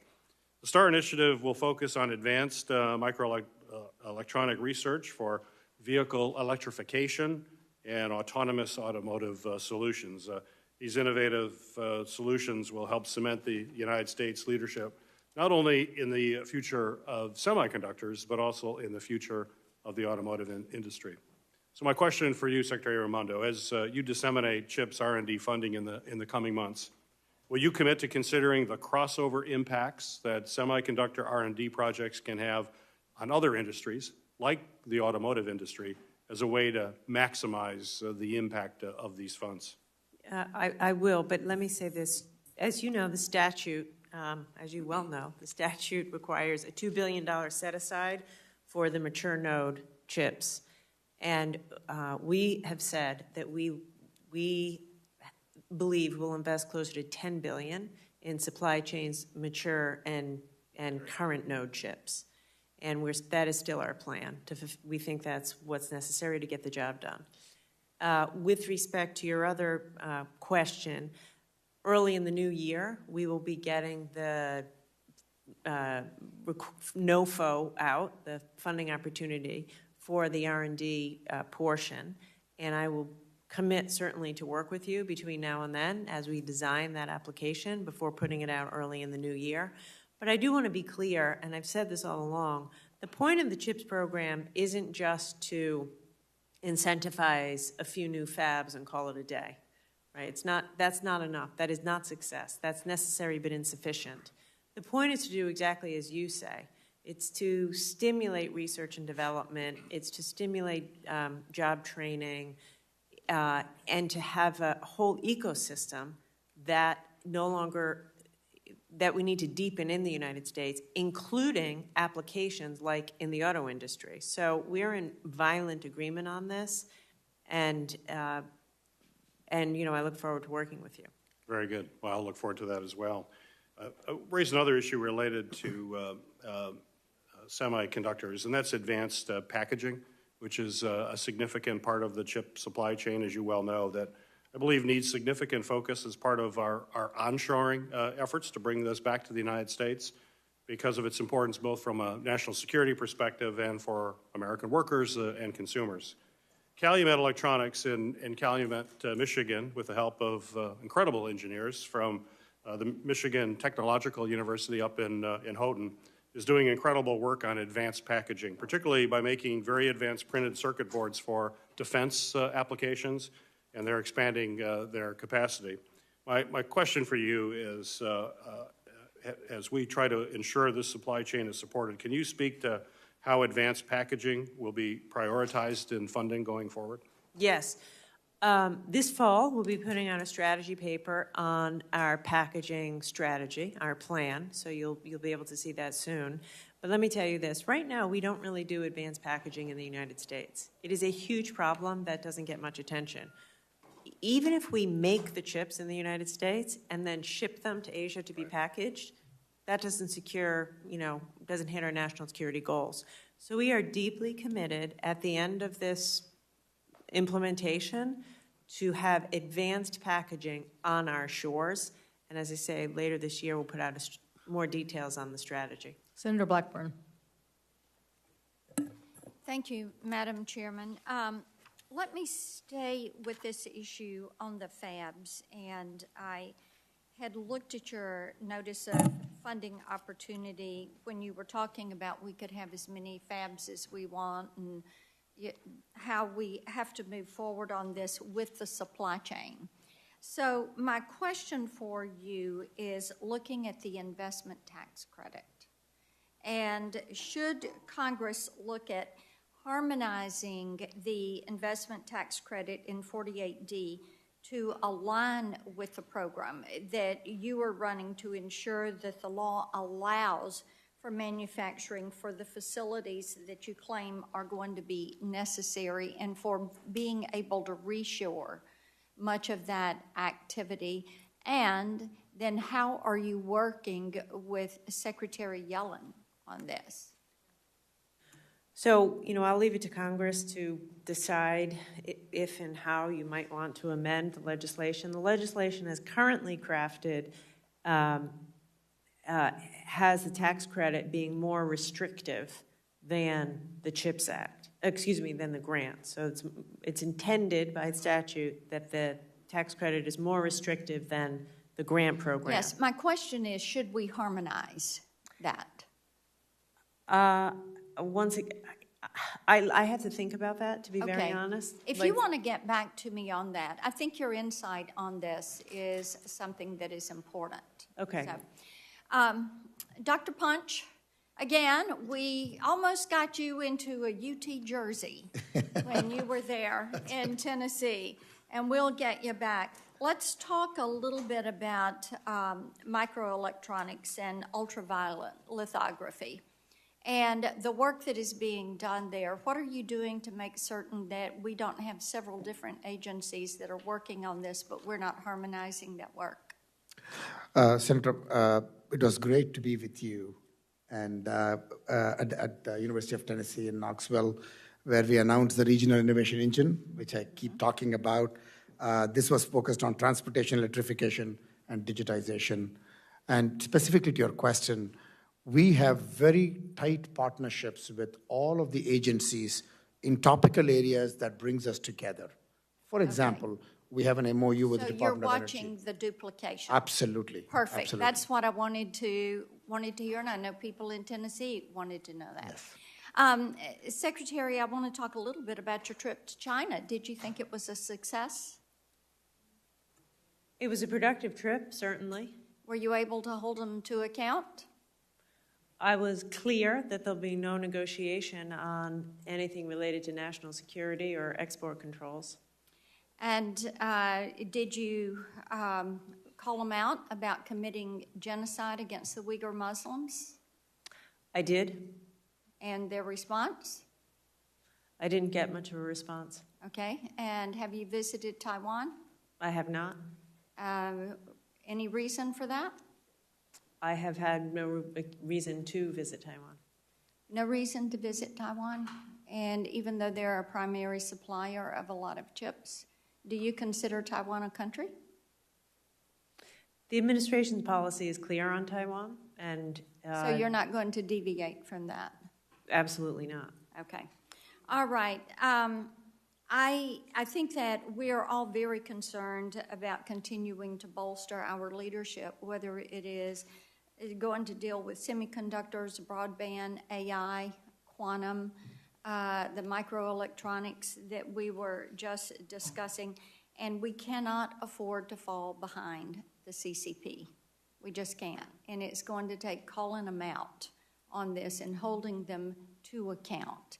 And in my opinion, it is going to take supporting Taiwan and the work that they are doing. And of course, you know, we've got to make certain that the CCP-controlled entities don't benefit as we move forward implementing chips. And I think it's also, Madam Chairman, one of the reasons that we've got to get busy with the NQIA and make certain that we get that reauthorized this year. And I had read the article in The Hill where they mentioned that quantum computing capabilities are things that the Chinese Communist Party is going to use to bolster their surveillance and their satellite movements. And as you look at this, it is imperative that we not give them 1 inch. And I think that sending that message that, yes, indeed, Taiwan is someone we can work with and they want to have our business is something that's important. Thank you, Madam. Thank you. Senator Welch. And I just asked the members, thank you very much. We are on a tight time frame with our witnesses, and we want to get through everybody, so just keep to your time if you can. Senator Welch. I will. Secretary Raimondo, first of all, I think you're doing a great job, and we're excited in Vermont about the CHIPS Act. And I thank my colleague, Todd Young, who played such an instrumental role in getting that passed. We have real production of gallium nitrate chips printed on silicon chips, and that's a new technology that is providing greater power. Global Foundries, which is a very large company in Vermont, is a leader in this.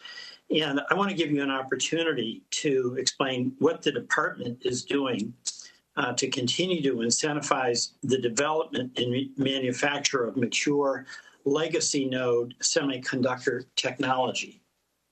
Yes, thank you, Senator. Nice to see you.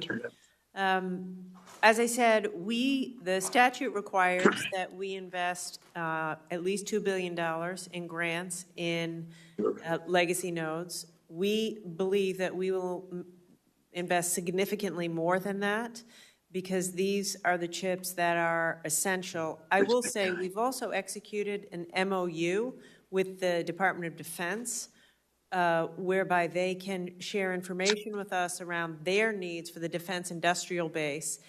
Much, if not most, of the defense industrial base needs these existing node, mature node, and legacy chips. So that is another reason why we are so focused on making sure we have enough supply in the United States.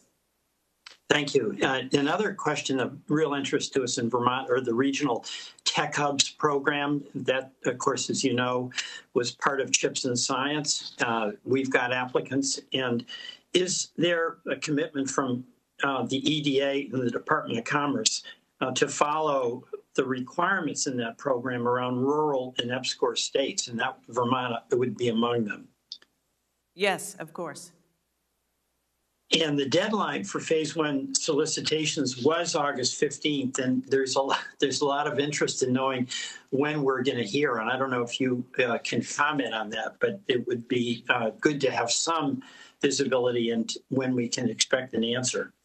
Yes, Senator, as I said earlier, we are working as fast as we can. We've received over 400 applications from nearly every state.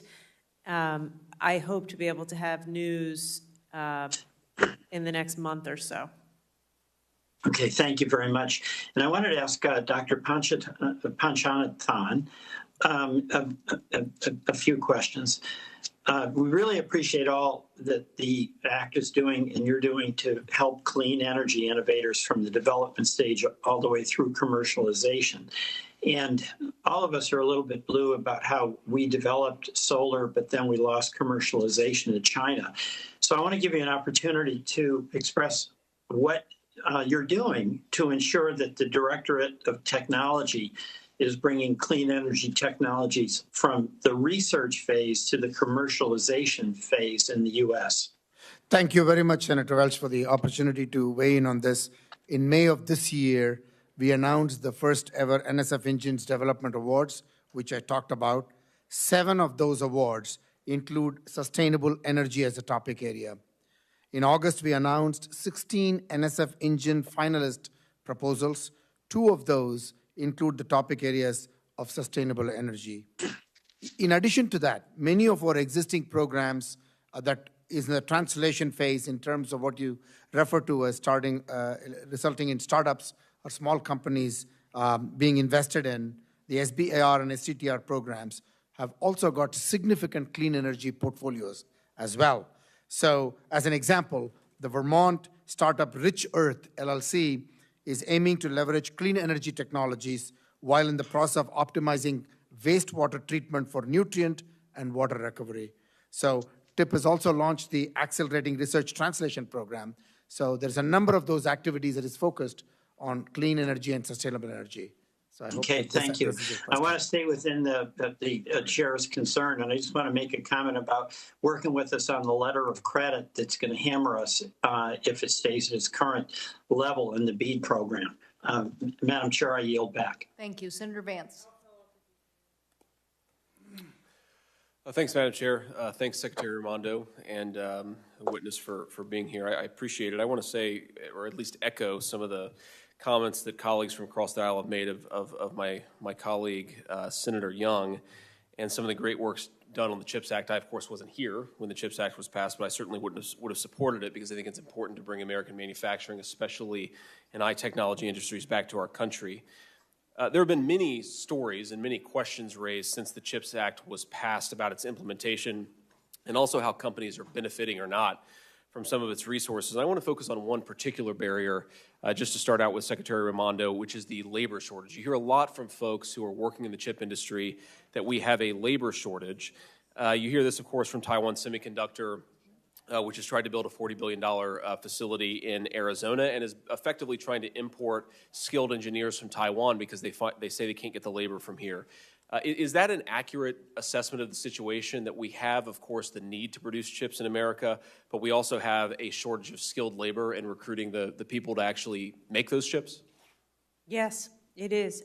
Listen, I think, and as we have said, we will be using some of the CHIPS Act to devote to labor and training and workforce. And in fact, since the passage of the bill, over 50 community colleges have started new initiatives to train people. But there is no question, we think we'll create about 500,000 jobs, at least, through the implementation, and we need to do more to train people to that. So being mindful of time, Secretary Raimondo, I want to point to a particular set of implementation criteria that, in light of the admitted labor shortage, gives me some concern. So one of the administrative directives says that applicants to CHIPS funding must, quote, develop an equity strategy in concert with their partners to create equitable workforce pathways for economically disadvantaged individuals in their region. Additionally, applicants must recruit from diverse sources of talent and, quote, set and publicly communicate goals for workplace diversity. Now, I note, of course, that creating these diversity mandates within a company actually requires additional costs. You have to hire diversity consultants. You have to hire additional human resources people. And so I guess I'm struggling to make sense of the fact that we apparently have a shortage of skilled labor to manufacture chips on the one hand, and yet the Secretary of Commerce is telling people that they can only hire the people who check the right diversity boxes. That doesn't make a ton of sense, and it seems to be counterproductive to the goal of bringing this industry back to the United States in the first place. So first of all, there are no mandates. Second of all, it's completely consistent. What would you call it, Secretary Raimondo, when the Secretary of Commerce says you must do this in order to receive funding? If it's not a mandate, what is it? What it is that we are telling them they have to show us a workforce plan, and we need to evaluate that plan. They have to show us a workforce plan in order to receive money from their federal government, and that is the definition of a mandate. You must do X in order to receive Y dollars. Let me make this point, Secretary Raimondo. Look, think about this from the perspective of a company that is thinking about locating a chip fabrication facility in this country or in China.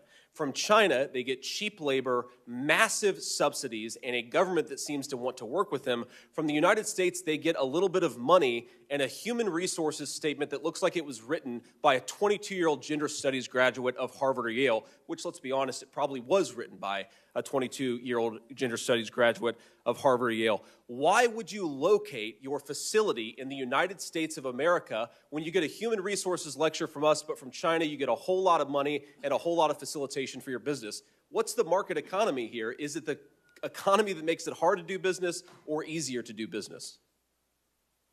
I'm curious, where would you locate the facility given those two separate sets of criteria?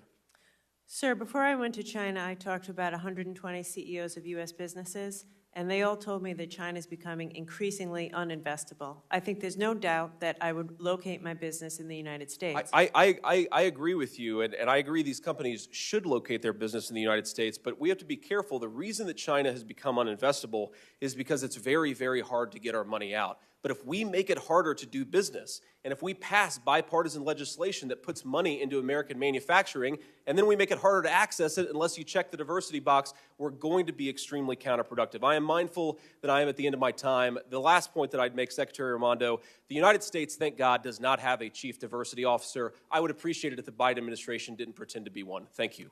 My job is to protect taxpayer money, and in order to do that, these companies have to be able to meet their mission, and in order to do that, they need to have a trained workforce, and I'm going to work with them to make sure that happens. I don't think diversity Senator mandates Rosen. are part of that. Senator Thank Rosen. you, Madam Secretary. Thank you, Madam Chair. I appreciate it. And thank you for holding this important hearing. And Secretary Raimondo, Director Panchanathan, thank you for your testimony today. It's really appreciated. I want to take a moment to recognize the work that the Secretary Raimondo and Director Panchanathan have done to implement the CHIPS and Science Act. You have built a team that has gone above and beyond to quickly and efficiently roll out these programs so that we can strengthen our STEM workforce and bring good paying jobs right here at home. To everyone's point, that's what we want. And so we've talked a lot about advanced manufacturing. Of course, we passed the CHIPS and Science. We've been all talking about this. We want to bring manufacturing back to America. We want to create those good-paying jobs here. And as we do this, again, everyone's talking about creating the workforce with the training and skills necessary. I am proud to support that bill, and I'm proud that it included language that I drafted with Senator Blackburn to provide funding, workforce education, training, and development in advanced manufacturing. And this provision was based on my bipartisan Advanced Manufacturing Jobs in America Act. So, Director, can you please provide us an update on the implementation of the workforce provision? And then, Secretary Raimondo, can you talk a little bit after that, how we include our smaller communities and our rural communities in being sure that they can grow out advanced manufacturing? Thank you very much, Senator. Again, I want to say it was a pleasure being in Reno, Nevada, announcing the Regional Innovation Engine there. I'll come to that in a moment. To answer your question, NSF received $200 million over 5 years to establish the workforce development plans focused on microelectronics. But as you know, NSF is the STEM workforce development agency for the country in all aspects of science, technology, engineering, and mathematics in terms of the broad-based mandate, which focuses on K-12, as well as university, community colleges, and beyond.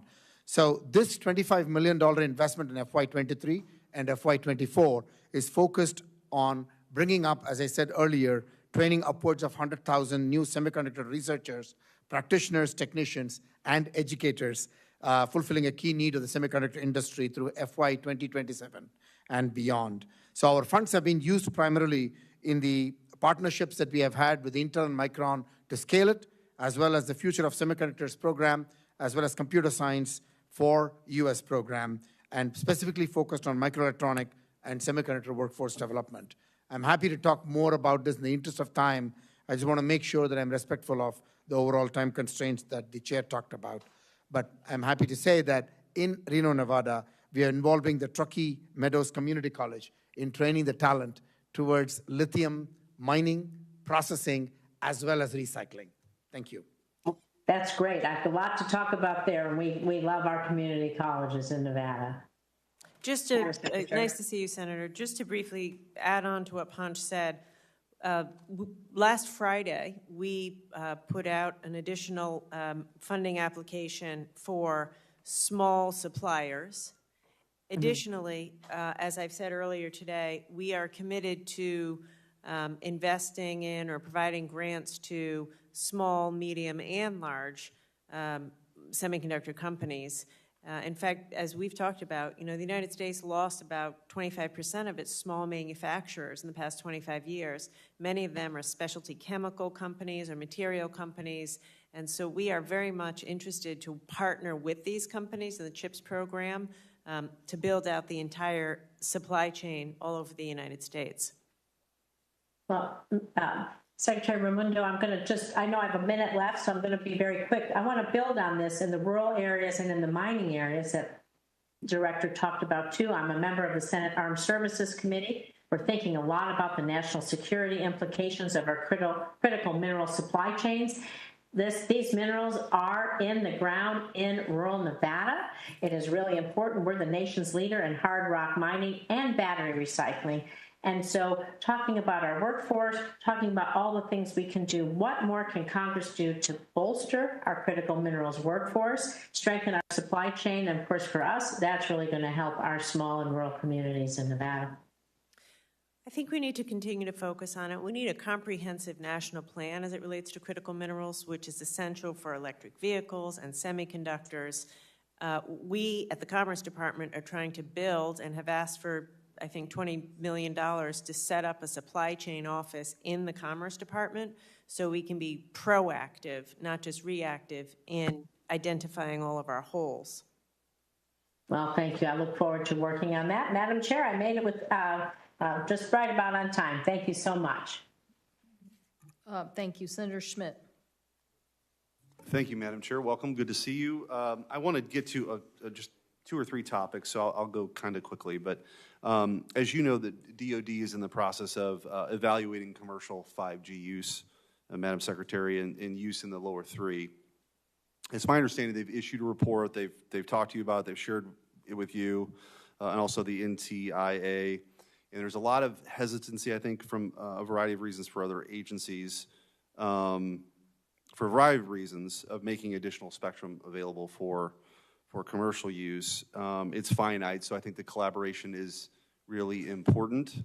And you play an important role in advising the President on this, as you know, and understanding what our nation's spectrum strategy ought to be and what additional federal spectrum available for commercial use, whether it's licensed, shared, licensed, or unlicensed, what that ought to be. So it's critical. I think that, I serve on the Armed Services Committee too, in addition to this committee. So there's a balancing act here, right, of not just national security, but obviously economic security. What are you doing specifically to have or evaluate a strategy here? And what would you do tomorrow if DoD says the lower 3 are off limits entirely? I think that would be deeply problematic. As we said earlier, we received the report at the end of last week, and we should arrange a briefing for the DoD and NTIA to come to provide that briefing on what the report said. It is a balance, but economic competitiveness is national security. And making sure we have enough spectrum available for private sector innovation and 5G expansion is national security. And there are ways, if we are innovative, this shouldn't be a zero-sum game. We can make more spectrum available and also not take anything away from the DoD that they need to fulfill their mission. Madam Secretary, in August, you visited China shortly after it was revealed that the PRC had hacked your email account. And they were privy to all of your emails. In an interview with CNN State of the Union, you argue that you were firm and direct about the hack with the Chinese counterparts. Do you think they viewed your visit as a sign of weakness? I do not. Okay. Are you aware of additional cabinet members that you were emailing with that they were able to access your emails from? As you know, Senator, this is an active investigation, so I don't want to go into that in this public forum. Obviously, this is concerning, right? No doubt. The hack was concerning. It was unacceptable. I brought it up when I was there. It's more than concerning. Okay. I just want to switch things up a little bit with the remaining time that I have as it relates to the BEAD program. Senator Vance asked a couple of questions in this regard. What does climate change have to do with broadband? Climate change has to do with everything. Tell me your exact question. Well, I'll be happy to.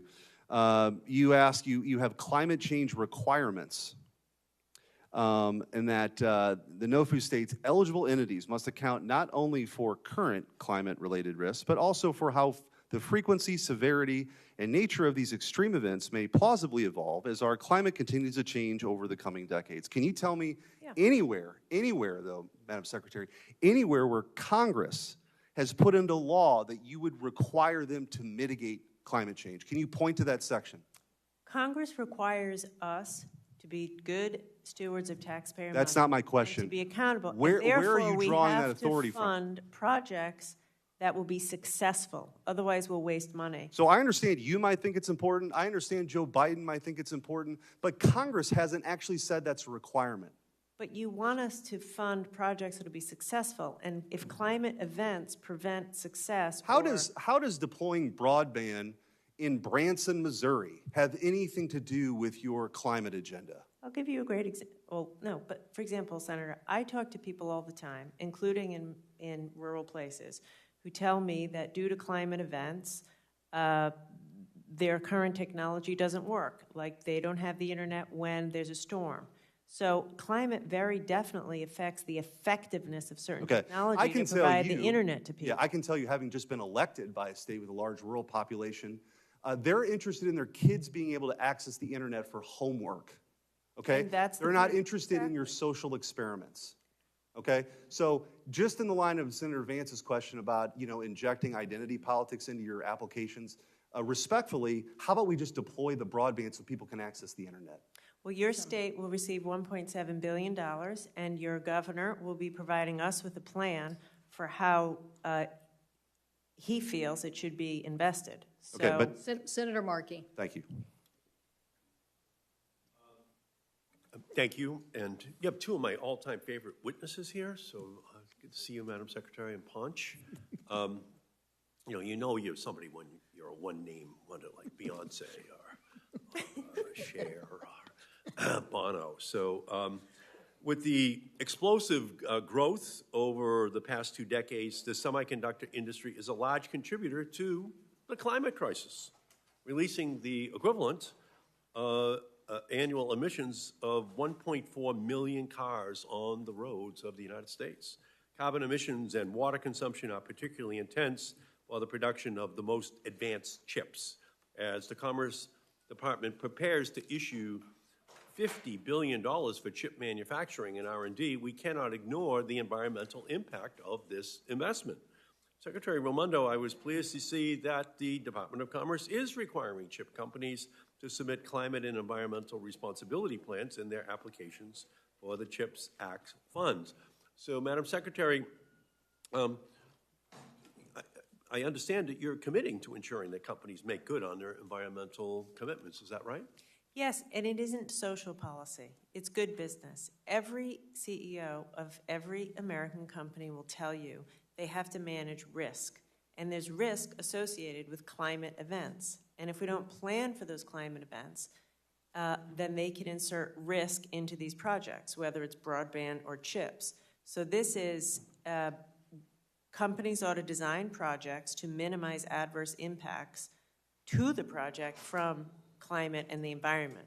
That this is just good business and good taxpayer protection. It has nothing to do with the social agenda. Oh, great. So major manufacturing activities, including chips manufacturing, can also lead to significant environmental justice concerns for communities surrounding the manufacturing plants. Developing chips is an incredibly water, energy, and chemically intensive process. The chemicals currently used in semiconductor fabrication are extremely dangerous to workers, community members, and their families. New technologies and processes are needed to manufacture semiconductors without these risks. So can you tell us how you're prioritizing that research so that it's truly green and clean in the semiconductor fabrication technologies? Yes.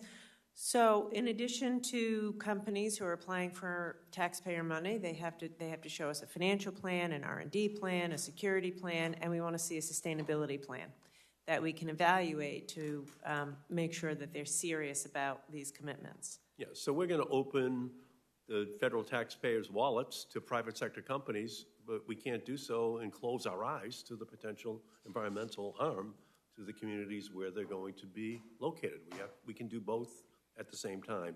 Now I want to move to the environmental impact of chip manufacture to the impact of chip use. So big data, machine learning, and AI all require huge numbers of chip cutting-edge semiconductors and create a significant environmental impact. A study from the University of Massachusetts Amherst estimated that the energy for developing one advanced AI algorithm out of millions of potential models of algorithms would emit as much CO2 as 5 cars over the algorithm's lifetime. And that could be millions of algorithms that are out there. Yeah. So these data centers are using scarce water supplies across our country for cooling these chips. And while AI proponents argue that AI will solve most of our pressing problems, the energy required to power this technology is contributing to the biggest problem of them all, climate change. So can you talk about how you're integrating your thinking at Commerce on these issues, as one solution to a set of problems could actually exacerbate another even larger set of problems? It is such an excellent question. And as you think about AI and the compute power that is going to be required for training these large models, it's much greater than any of us thought. One area of innovation in chips is making chips that consume less energy. And so the research and development money that we will spend, the NSTC, I suspect much of it will go to exactly this innovation, which is to say high compute chips that are much more energy efficient. Because otherwise this won't be sustainable. If you think what we need to do, match up what we need to do for sustainability with the amount of compute power, we need to have new innovations. Yeah, and I wish my mother could hear a Rhodes Scholar tell me that I asked a good question. I wish you could hear that, Ma. So, and just finally on the labor front, the good jobs that we're trying to create so that these families can thrive, have good wages, health care, benefits. And the Commerce Department is going to be providing billions to these companies, and my feeling is they should be required to maintain strong labor standards for their workers, and non-union companies must provide workers a free and fair chance to join a union and then bargain in good faith. Is that going to be the goal? We agree. Senator Young. Beautiful. Thank you. Thank you, Madam Chair. Madam Secretary, good to have you here. Dr. Ponch, thank you. It's really important that my colleagues have an opportunity to ask these probing questions as it pertains to implementation of chips in science, to make sure it's implemented consistent with congressional will, and that we have effective administration. So thank you for being here. In your testimony, Madam Secretary, you highlight the importance of being a good steward of taxpayer dollars. Can you tell the committee, in summary fashion, how you've worked hard to be a good steward of taxpayer dollars as it pertains to implementation of chips in science, and then advise members who may be listening, because they ask me, how they can track on an ongoing basis implementation of chips in science dollars, these investments? Okay, so as I said earlier, we built a team of over 100 people to analyze each of these applications. Every company, in order to receive money, has to show us a financial plan, has to show us their books of their company, their research and development plan, their national security plan, their workforce plan. And as I said earlier, this has nothing to do with social policy. This is ensuring that these companies can get the job done. I don't want my taxpayer money given to a company that doesn't have a workforce plan and therefore can't get the job done. So all of those requirements are designed to do that. Furthermore, once we give the grant or structure the grant, there'll be like an agreement, a contract, a compliance agreement. They're going to receive the money contingent upon them doing certain things. and we will tranche the money out on the basis of those milestones. Thank you. I've had some visibility into this process from the beginning and worked with you and members of your team who are implementing, and I know that you've hired on incredible talent, people with Wall Street experience, people who understand how much is needed for each of the stakeholders, and therefore much of your work is focused on making sure we don't overspend so that we have more resources to spend more effectively and can advance national and economic security. With respect to the Tech Hub program, part of CHIPS and Science, the Regional Tech and Innovation Hub program, you've spoken to this already, Madam Secretary. State of Indiana, we've submitted an application called Heartland BioWorks, and if designated, this would help cement Indiana's position as a very important locus of biotech, medtech, genomics, and synthetic biology innovation. Secretary, Congress has only appropriated a portion of the Tech Hub's program funding. What opportunities are we missing, especially in regards to leveraging private sector investment by not prioritizing full funding of this program? Yeah. First, I want to thank you because you were a warrior to make sure the $500 million was in there. It's authorized at $10 billion.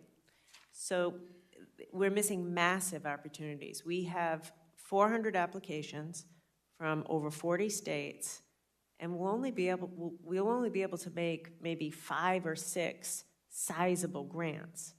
As I said earlier, we'll designate, say, 20 tech hubs, plus or minus. Every one of them is probably worthy of maybe $100 million. That right there is $2 billion.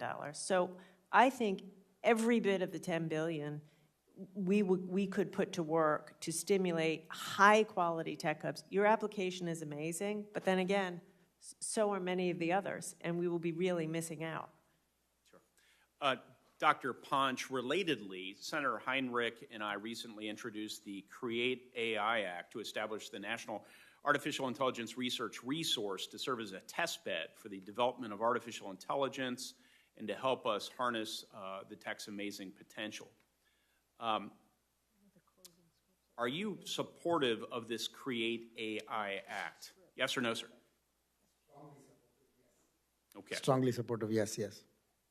Thank you. I have limited time, but if you could expand on the importance of federally funded research, including the National Science Foundation's National Artificial Intelligence Research Institutes, I'd appreciate that. And then the importance of appropriating the CHIPS and Science Act's research authorization. I would note at a time we're discussing artificial intelligence and the critical importance of this to our national security.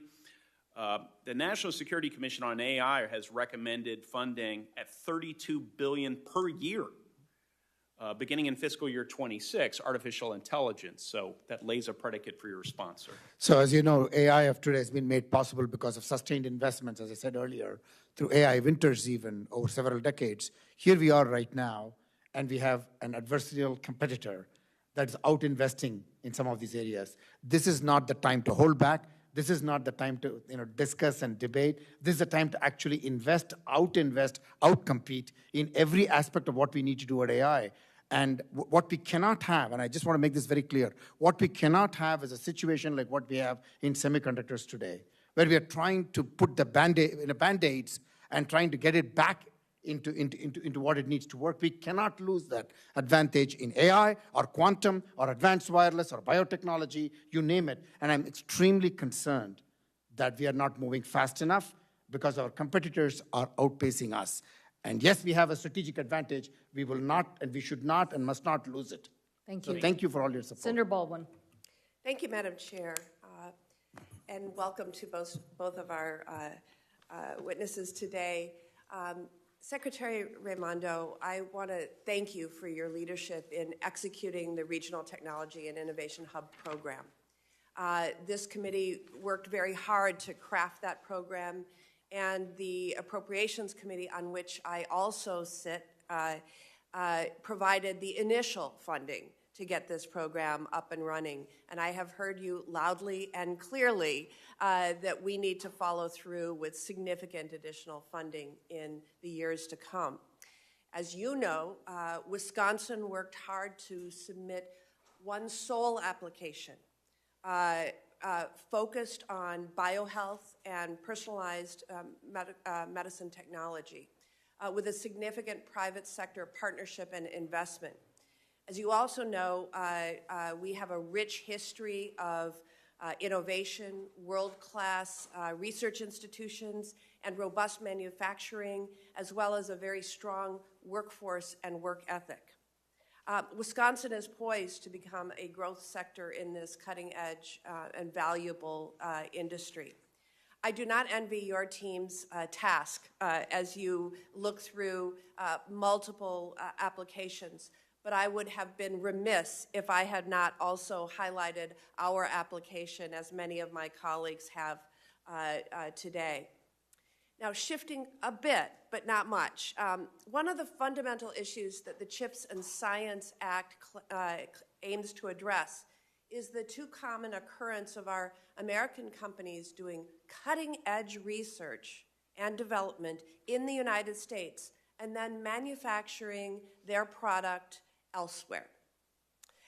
That is the story of the semiconductor in a nutshell, and part of why the CHIPS Act was necessary in the first place. Now, current law requires inventions that stem from federally funded research to be manufactured in the United States, but that requirement is often waived and literally approved with just a rubber stamp.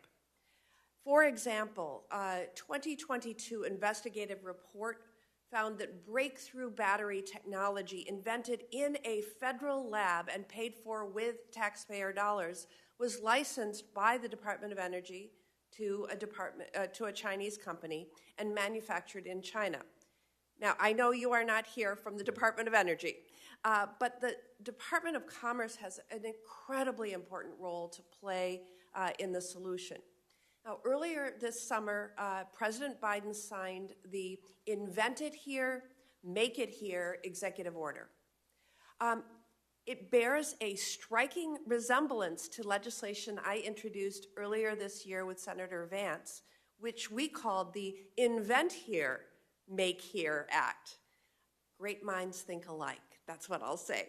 Our legislation goes a little bit further than the executive order. It actually forbids licenses from being granted to countries of concern as defined in CHIPS and Science to include the PRC among others. So given your role in carrying out the executive order and the duties Congress granted you in the CHIPS and Science Act over commercialization, I'm interested to know your thoughts on the issue and the need for legislative action in this arena.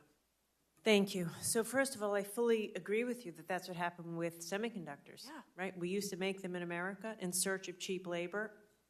It all fled our shores, and look at where we are now. So I strongly support what you're trying to do. I also assure you there is no rubber stamping in these waivers.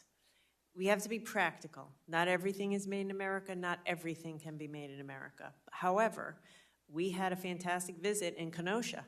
That is a perfect example of, because we at the Commerce Department have been holding their feet to the fire of those companies, we said, we're not going to give you a waiver. We don't believe we need to, and they found a way to manufacture in your state. Well, and I just want to make the distinction between Buy America policies that said when we build out broadband, as you announced in Kenosha, Wisconsin, that we can't necessarily source, from Nokia if they're not going to make it here, but you and with the Buy America language, persuaded them to bring those jobs and that technology to the U.S. But here we're talking about new inventions funded by taxpayer dollars.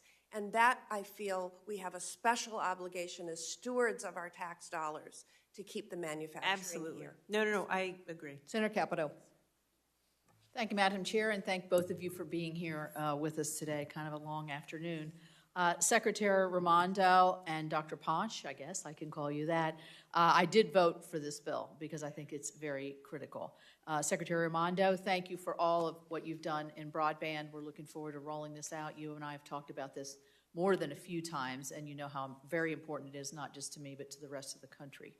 So I've been really interested to hear that your agency, the Department of Commerce, has run into an unexpected hurdle in implementing CHIPS, and that being the NEPA process.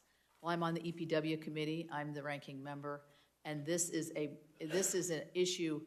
Doesn't matter if it's chip manufacturing, broadband development, transmission, energy exploration. Everything is being held up by the NEPA process, the permitting process, and often the ensuing litigation delays that come forward.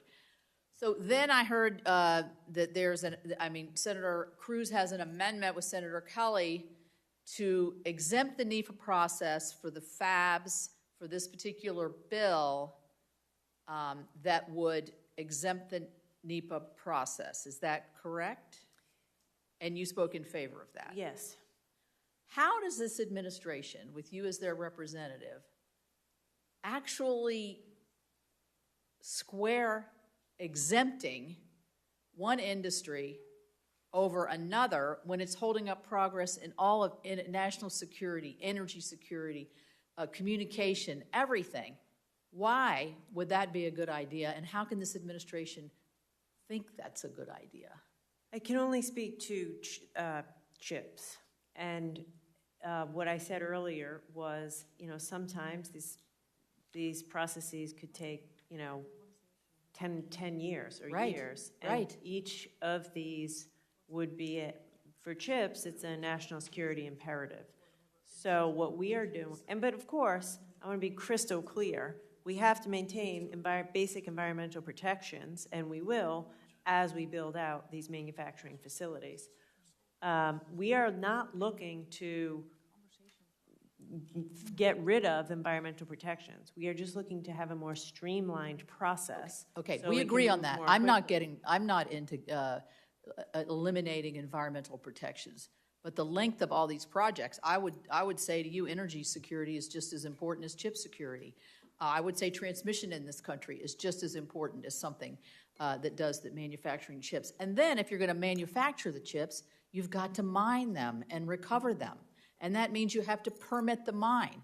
If you look at arsenic, which is used in chips, 97% of that is from China. If you look at cobalt, 70% of that is from China. Rare earth elements, 60% of that is from China, 10% from the United States. Titanium, 86% from Japan. Noble gases are from Russia and Ukraine. But we have these resources in this country, but we can't get these mines to permit. So how are you going to go from permitting the fab when you can't get the materials permitted? There's a disconnect here.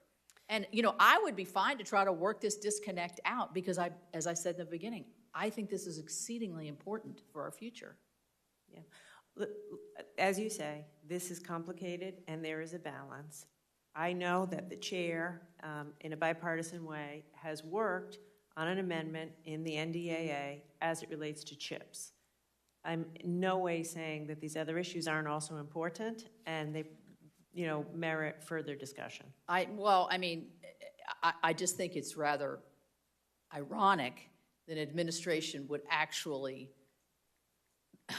make an exception for something they consider a marquee plan for them, albeit in the best interest of the country, when there's these other things that I think politically are more difficult to touch, that they wouldn't look for the streamlining of permitting, which should be fair and even across the board without giving up any environmental controls. I sit on the committee that does this.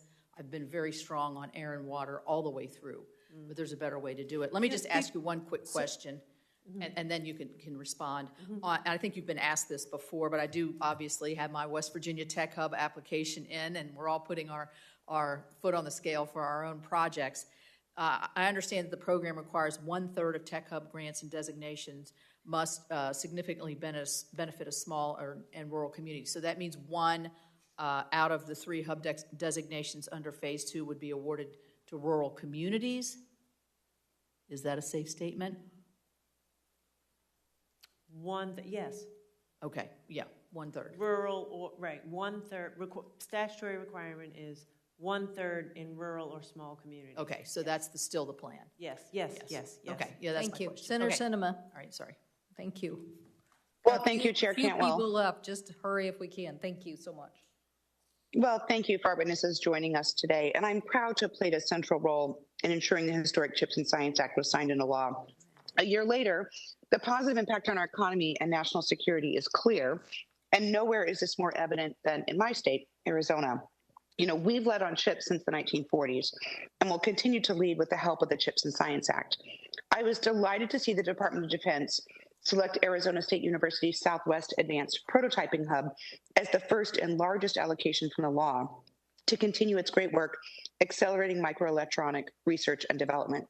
In fact, since 2020, Arizona has led the nation in semiconductor investment. This includes major projects from Intel and TSMC.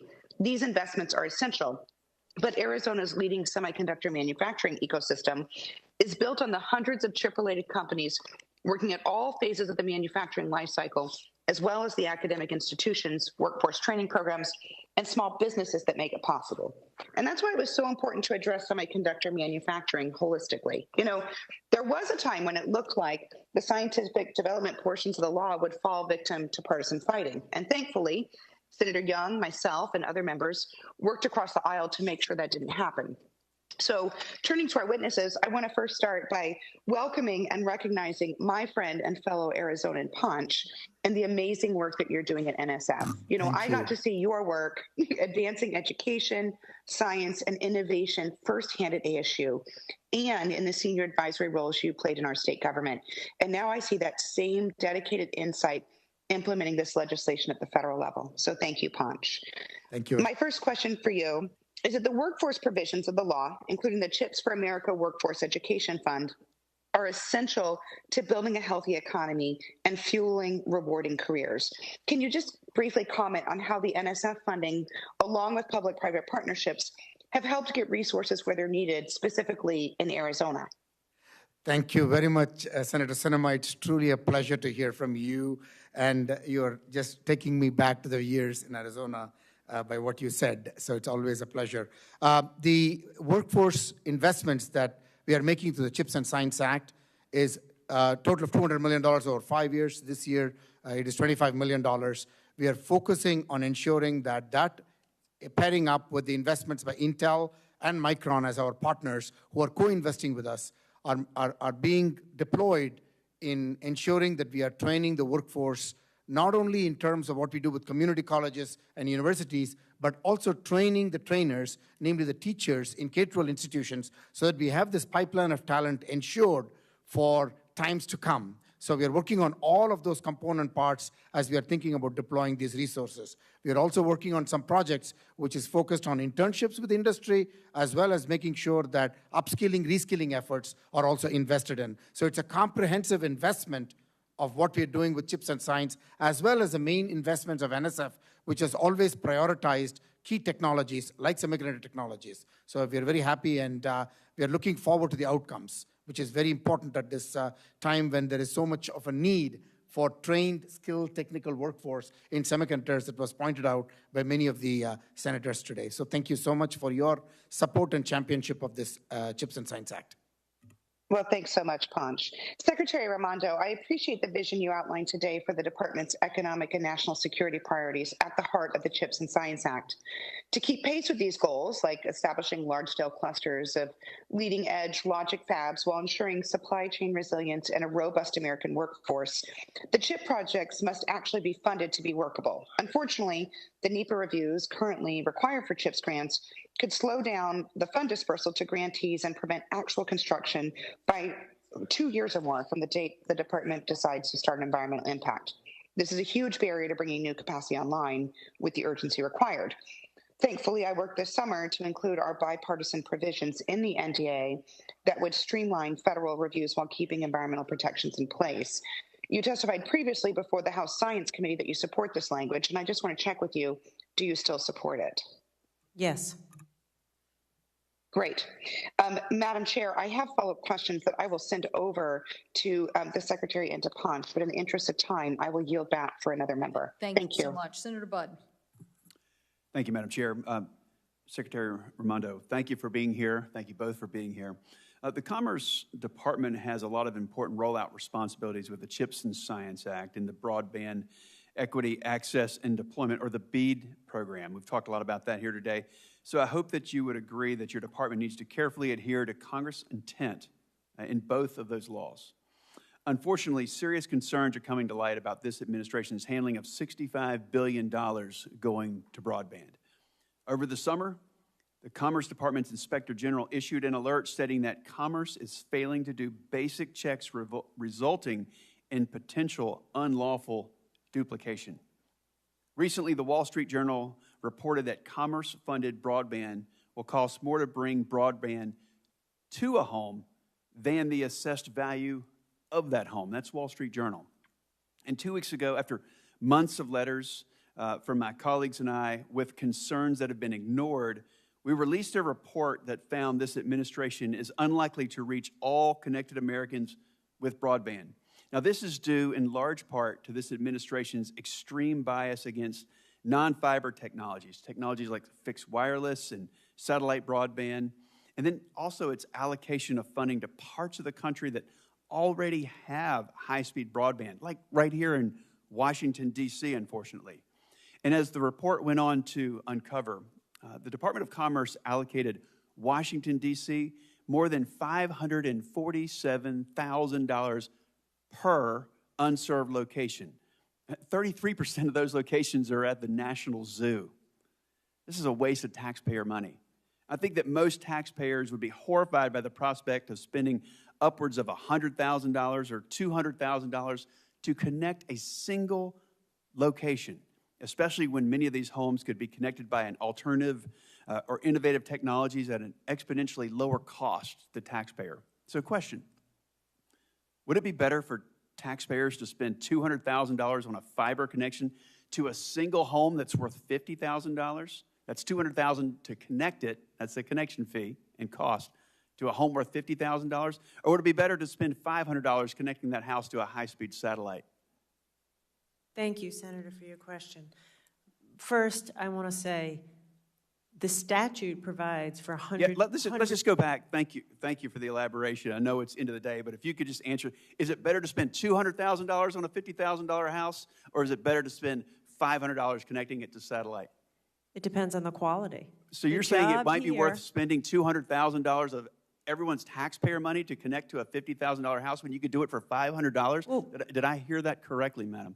First of all, this isn't my decision. Your governor and your state will provide a plan.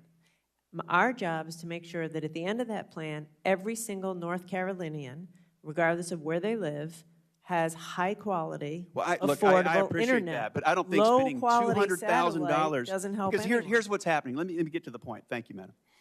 Would it be worthwhile? And because here's what's actually happening.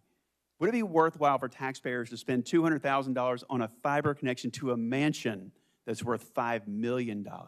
Nobody says fiber has to be used. And I doubt the mansion there seems to be a bias towards fiber. That's what's happening. It's happening right now because the Biden administration, it has shunned wireless and satellite alternatives. Further, Biden BEAD rules allow taxpayer subsidies to go towards building fiber to mansions and vacation homes. These rules prohibit states from funding non-fiber projects except in extreme situations. Now, these are extreme situations which you may have begun to elaborate on, but unless they get a waiver from the federal government to do the alternative. So I urge you to eliminate tech bias from your rules and put in sensible limits that would stop subsidizing millionaires. And in my remaining time, Madam Chair, I'd like to mention this report put out by the ranking member, the Red Light Report, which is to stop waste, fraud, and abuse in federal broadband funding, and I'd like to submit it for the record. Without objection. Thank you, and I yield back, Madam Chair. Thank you. I don't see Senator Sullivan. I know he wanted to ask questions, but I don't see him on the screen, so I'm just going to ask a few and then wrap it up here so that you can get on to these meetings that you both have. Secretary Raimondo, supply chain resiliency depends on security, so there's a lot of discussion around here in the last several months about how to best get that, particularly when you're, it could be backdoor attempts to information and communication technology, and data that can be used illegally for surveillance or espionage or various things. We have looked at this issue and suggested, well, and been suggested to us from the administration that something like the GUARD Act, which would give commerce, when we think about this information age and technology and export and import controls, one thing is clear: we need a little better tool on the control of flow of what could be a backdoor of information or information that's just used in a way for purposes not friendly to our country, like illegal foreign surveillance. So we're concerned about targeting of military members, their families, immigrants. What do you think we should do about this, and what do you think about the GUARD Act proposal? I am very supportive of the GUARD Act proposal. I'm often asked, should we outlaw TikTok? This is bigger than TikTok. Certainly TikTok poses national security risks, to be clear.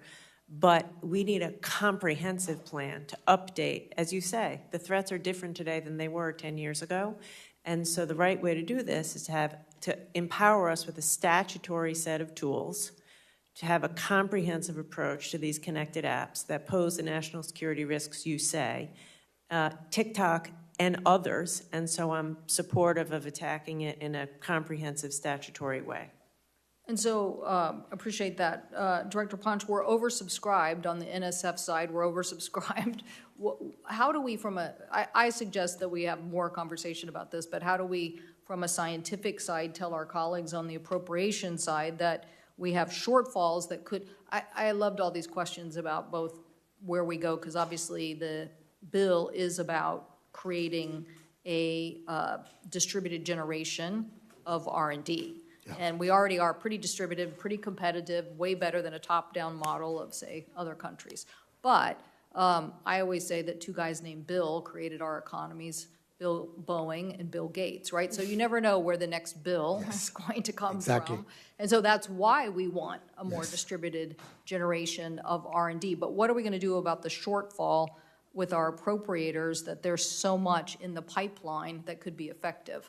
At so many levels. I'm so glad, Chair Cantwell, you've been a strong supporter and a champion of the CHIPS and Science Act, and I know how hard you worked, so thank you very much. On behalf of the science and technology community, we owe you a debt of gratitude, and to all the folks that supported this. So I just want to say that, let me take the basic research paradigm. 50,000 proposals, we fund 11,000 of them. 20,000 of them are being told that we should fund them. They're highly meritorious. We are leaving them on the chopping floor, which means a huge loss, and our competitors are taking advantage of that. On the regional innovation engines and regional technology hubs that the Secretary talked about, they have 400 proposals, we had 700 proposals, and then we had another 130 proposals in Type 2. We are not going to be able to fund all the top quality proposals that needs to be invested in.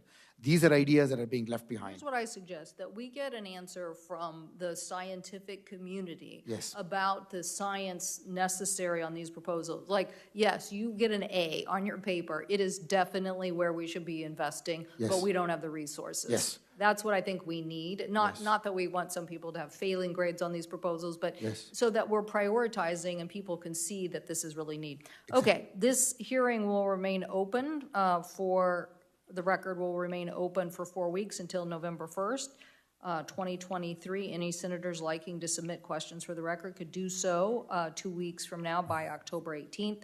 And we ask that responses to this be done by November 1st. So thank you to the witnesses. Thank you to all our colleagues. We kind of had a double feature today in the committee, but had very good attendance at both, which I think it shows the interest of members, particularly to this afternoon in this very important legislation. Thank you both for your tremendous leadership on America's competitiveness. We're adjourned. Very much, Senator.